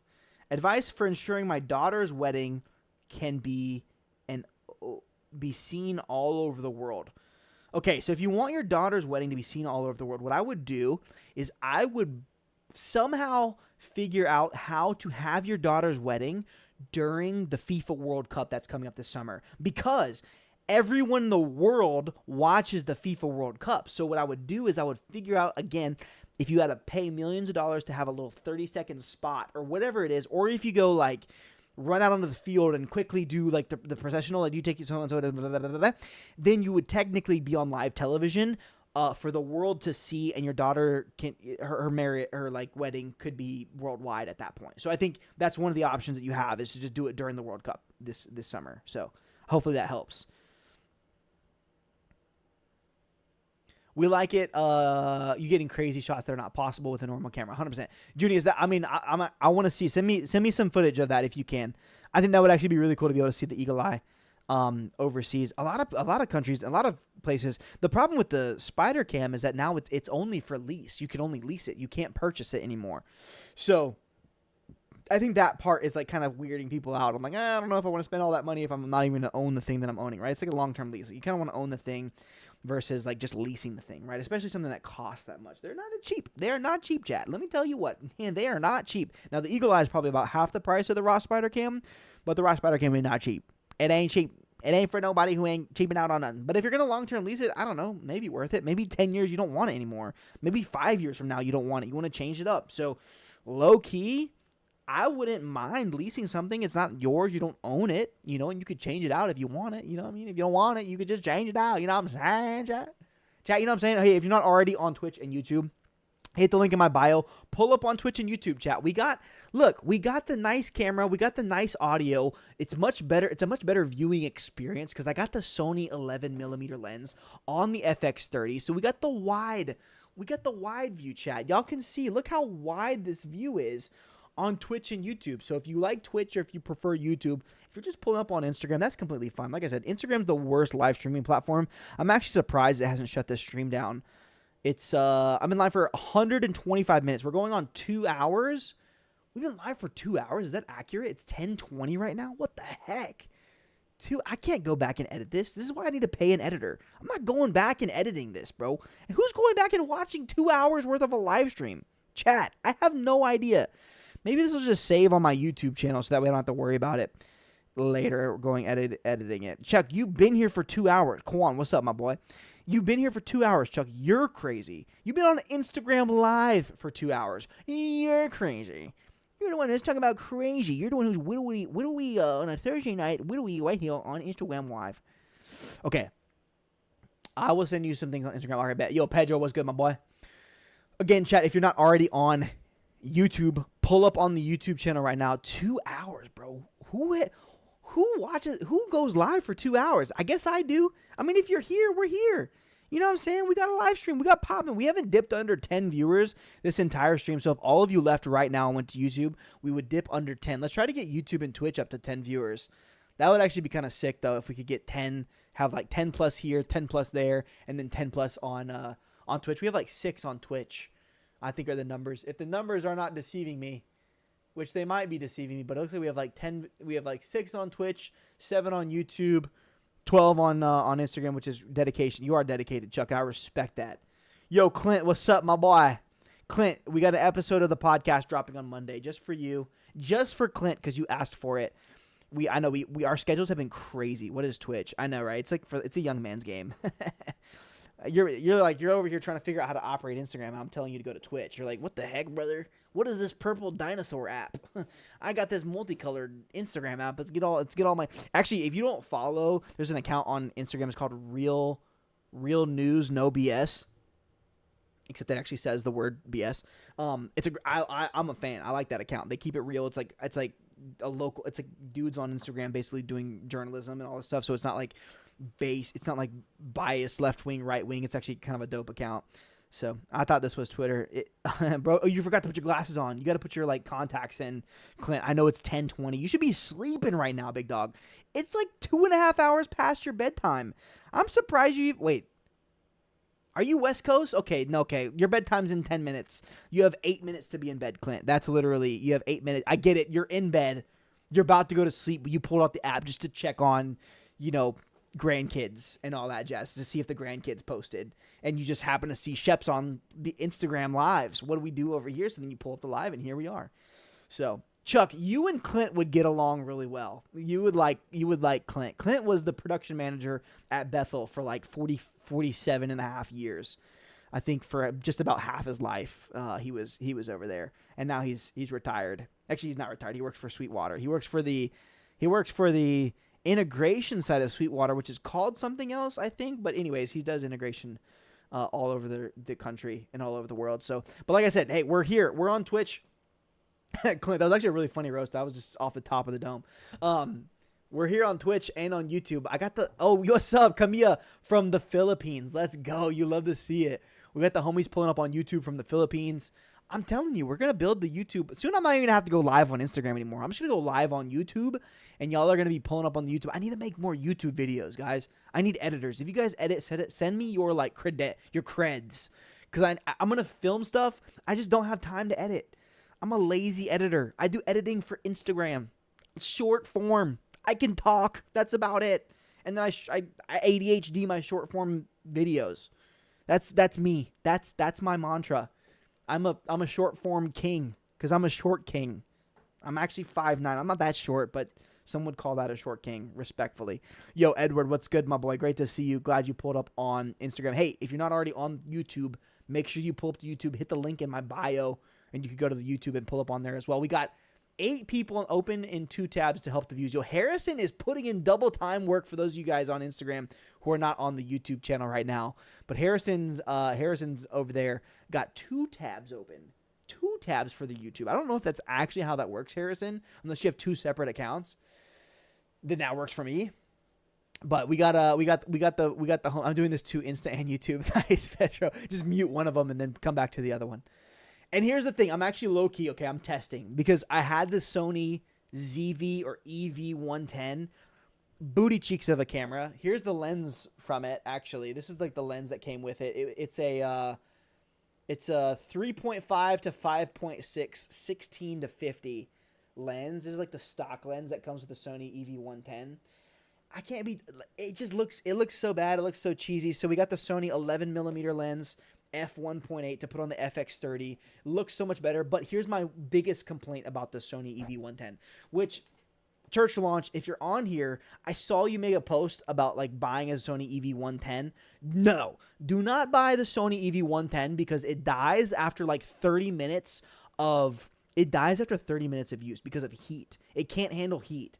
So I would not purchase that for any form of long form content or long like form streaming because it's going to overheat and turn off. And that's actually poo-poo. The FX30 and the FX3 have better ventilation systems. So I've been live for 2 hours. This thing's been running for 2 hours straight. I got a charger plugged into it and it's ripping. So I'm going to run this thing until it dies. And if it dies, I'm going to then just roast Sony. Never buy Sony ever, ever, ever. So that's going to be that's my plan. Some of y'all are on here like, dude, what is this guy on, bro? I drank half a Celsius at 10 p.m. I'm cooked, bro. How am I supposed to go to sleep after this, chat? How are we supposed to go to sleep? It's like, okay. What kind of videos do you want put on YouTube? I kind of want more long form. I want more long form videos on YouTube. Short form like a vlog, probably like a vlog. Now we're in stereo. Chuck's on YouTube now. Guys, we're about to hit 10 viewers on the YouTube channel. Stop it. When did you know God called you to production? Alex, great question. I think it was actually about 8. Okay, so I wouldn't say that God called me to production per se. Like, I don't know if I would use those exact terms. I feel like I was challenged in what I was doing. And because I was challenged, it almost kind of ignited this passion in me of like, okay, if I'm going to do something, I want to give it my all. Right. And so I think because I was passionate about, honestly, I wanted to be in the gaming. Like I wanted to like design video games and do like gaming stuff. And there's still time for me to do that. Like one day I'm sure I'll be working some esports live broadcast. Chat, let's do this. One day we're going to be working some esports BTS content for esports.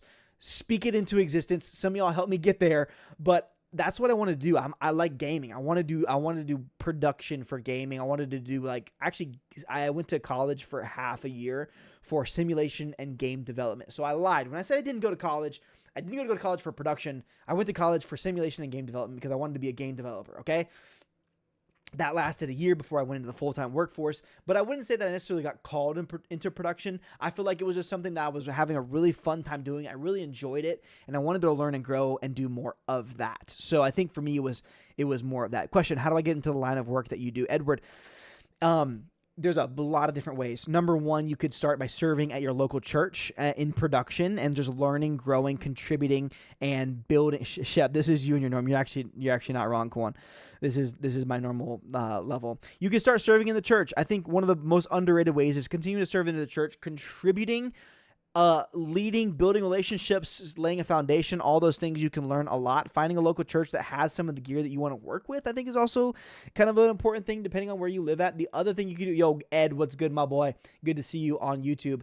Snacks, good to see you on YouTube. The other thing that you could do to build, to like get into this industry is like you could Google or ChatGPT any live production company. You could go into the union. You could do anything live from the live side of things, and just start as a load in and load out guy. Your job is to load things in and load things out. One of the crazy, Brian True, who's one of the guys on Instagram that we work with for our Black Box team. He's awesome.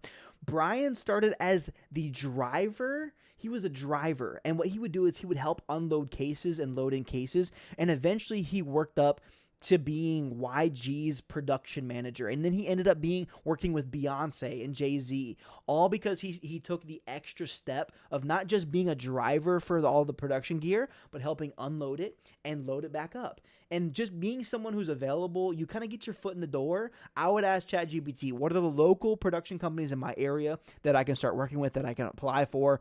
And I would go that route. And then you just start meeting people. You build relationships. People like you. Then they invite you back, or they invite you to do this, or they invite you to do that. And it comes down to your attitude and your work ethic. So you got to get your foot in the door, whether that's with a local church, a local events company. So I would ChatGPT or Google live production events companies.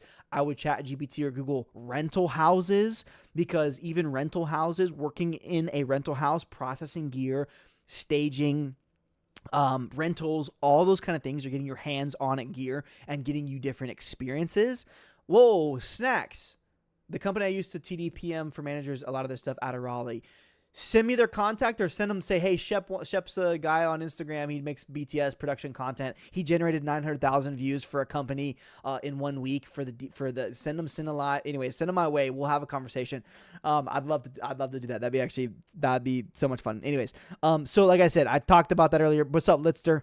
I talked about that earlier, but get your foot in the door and have a good attitude, work hard, and that is how you kind of you break into this industry. He saw an old guy in production and said he needs all the help he can get, and that was me. Chuck, accurate. Chuck with the accurate answer. Anyway, okay, what other questions you guys have? I need to get off this app at some point. I was trying to play some video games, but now I'm just going to end up on this app answering questions.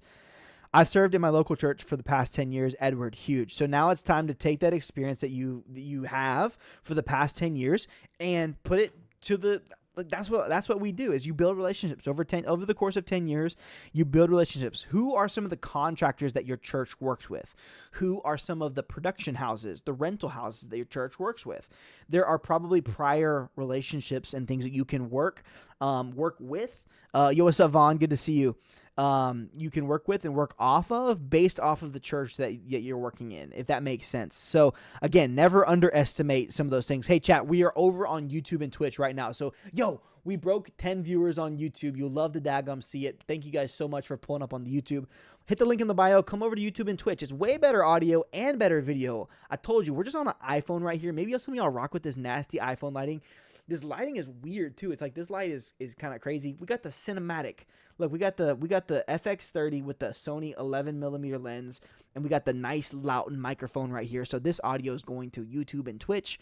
So you guys should pull up on there and ask me a couple questions and just engage with the chat, because I'm trying to build a little something, if you will, over there. Landon, what's good? Good to see you. Yo, Aline from Chile. Let's go. Great. Glad you're here. What time is it? Wait, Chile. Chile's on like the same. Chile's probably like an hour or two behind us, I think. I'm East Coast, New York time. I'm not in New York, but I am New York time. And Chile, I know Chile is kind of on the same I like the vibe over here. All right, bet. Well, the vibe is better over here. He says it's so bad on the IG in comparison. Jeff said IG is trash. Well, okay. Here's my thing. Here's my spiel, if you will.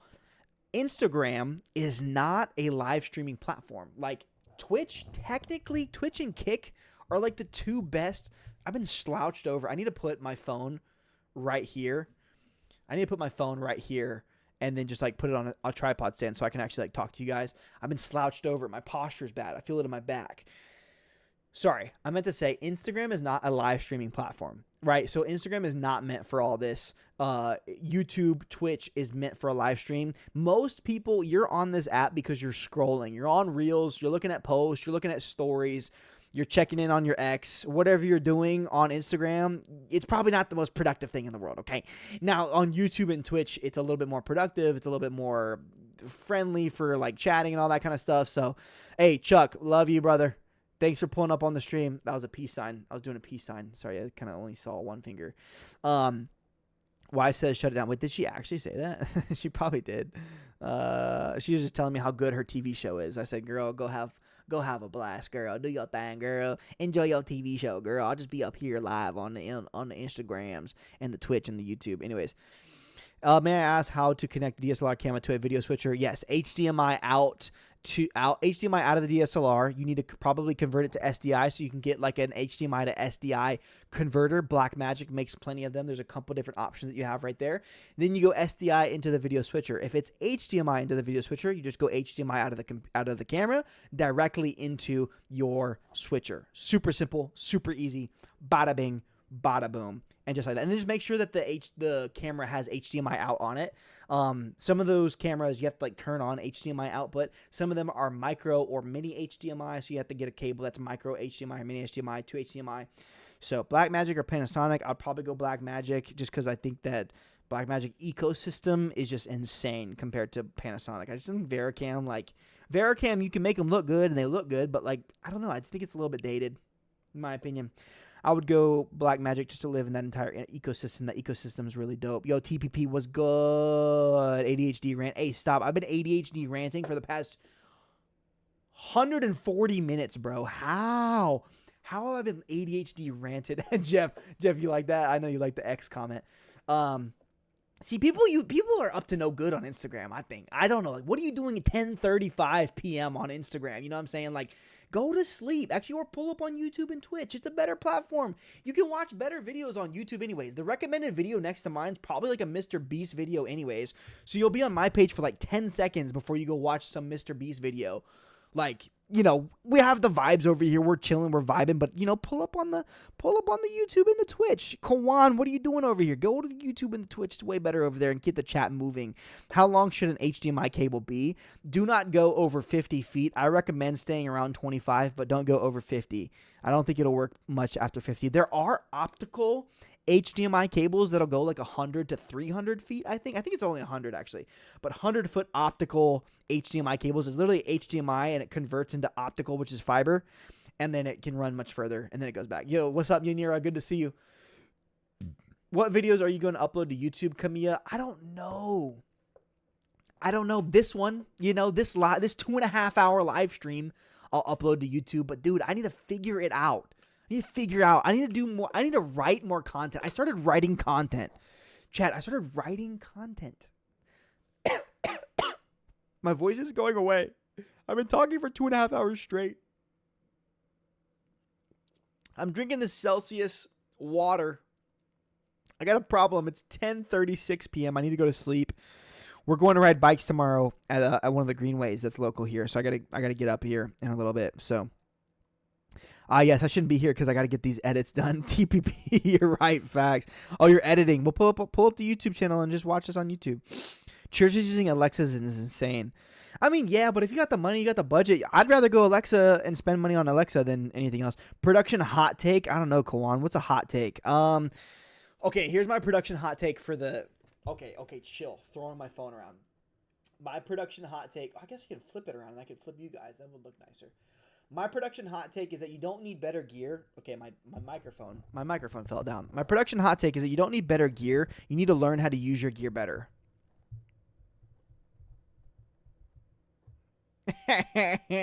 Celsius water is the fact that I didn't want to drink a full Celsius, so I mixed half water, half Celsius. It's Celsius water. It's a little healthier. You know what I mean? So it's not a full Celsius. So it's not 200 milligrams of caffeine. It's 100 milligrams of caffeine. And that's what we're looking for the Celsius water. And it's also sparkling water, so it doesn't like what's the word, chat? It doesn't carbonate. It doesn't decarbonate. It stays carbonated because it's that water. What is a bachelor degree, bro? I'm so curious. A bachelor degree is when you spend 4 years. A bachelor degree is when you spend 4 years in college. Here in America, you have to go 4 years for a bachelor's degree, or you can complete enough credits to get a bachelor's degree is what it's called. You could do it in 2.5, 3 years if you do more classes. But basically, you have to have X amount of credits to get a bachelor's degree.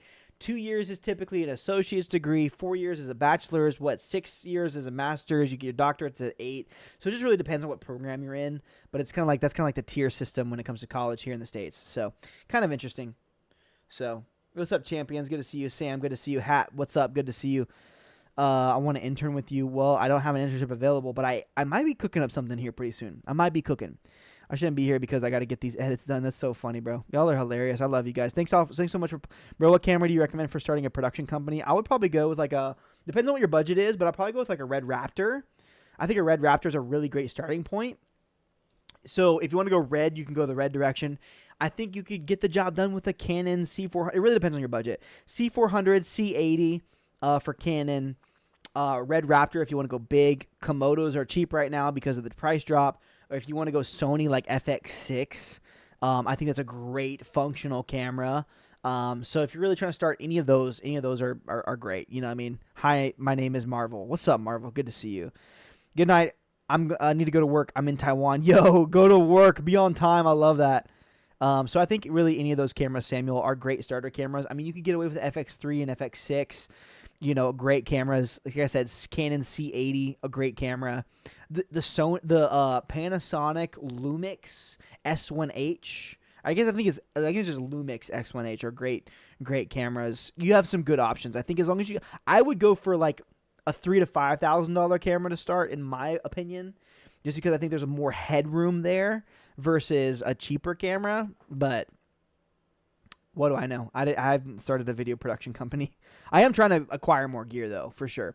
You planning on trying Splitgate 2? I literally downloaded it. Did I download it? I think I did download Splitgate 2, actually. Games, home. Where are my games? Can I see my games? What the heck?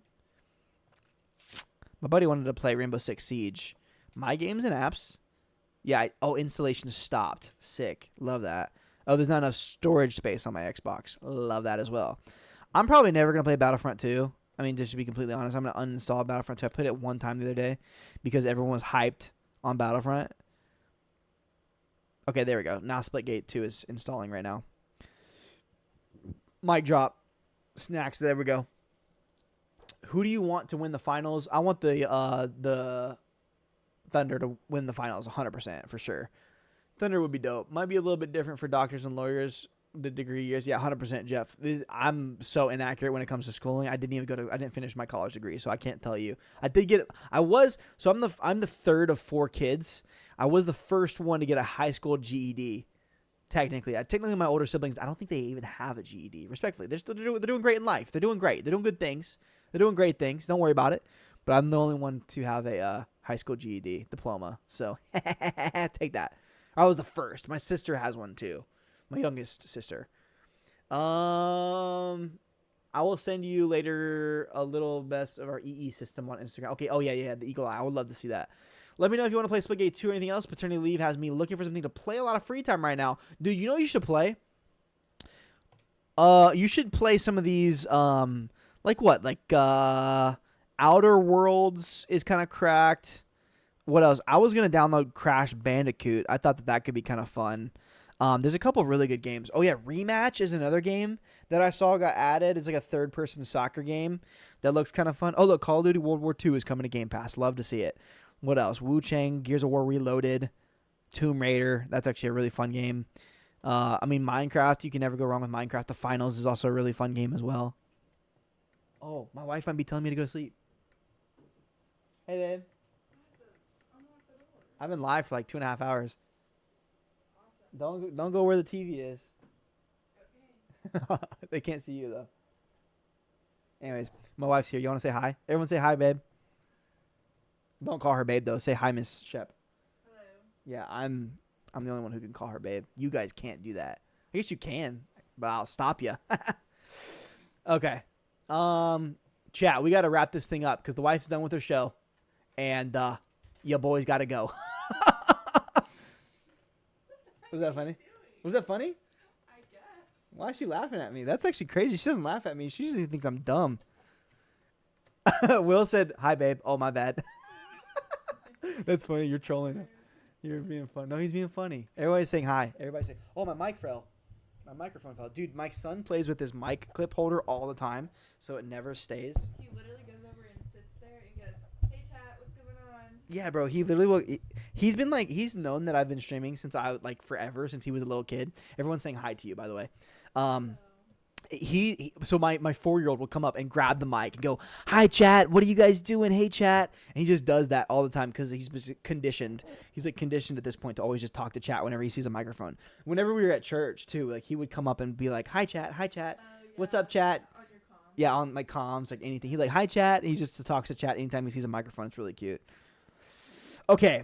I love you guys. Make sure you all subscribe to the YouTube channel or Twitch if you're on either one. Doesn't matter. Best entry-level and budget-friendly starter videographer camera. I would go FX3 or Canon C.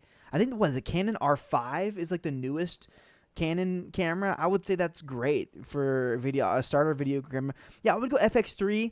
FX3 I think is a great option. I think it's $2,000. Get a good lens. Get a 18-35 and a 24 to 70 or 24 to 105. Those are 2 great lenses that you can have that really just kind of start rounding out your thing. You probably need to spend like $3,000 ish. Who teaches you about production if you don't go to college? My life teaches me about production. Life be life, and then I learn on the fly. It's actually crazy. Like for recording videos, what do you think about a production studio? Do you think it'd be a good investment? I mean, I think it'd be great if you have connections to bring people into your studio to like shoot things. I think it'd actually be great. What do you think about the new Move Cam servo for the DZO? I think it's great. Optimum. I think what's his name? Drake Kelch. If you follow Lad Productions, they just got one for their thing. So if you want to go look at the review, they have a review on there. It's like a 65 to 250 DZO lens, I believe is what they have. So. Yeah, they're on that. Anyways, okay, I need to get the heck out of here. You guys are amazing. Yo, thank you guys so much for the subscriptions. Thank you for the follow. Vaughn.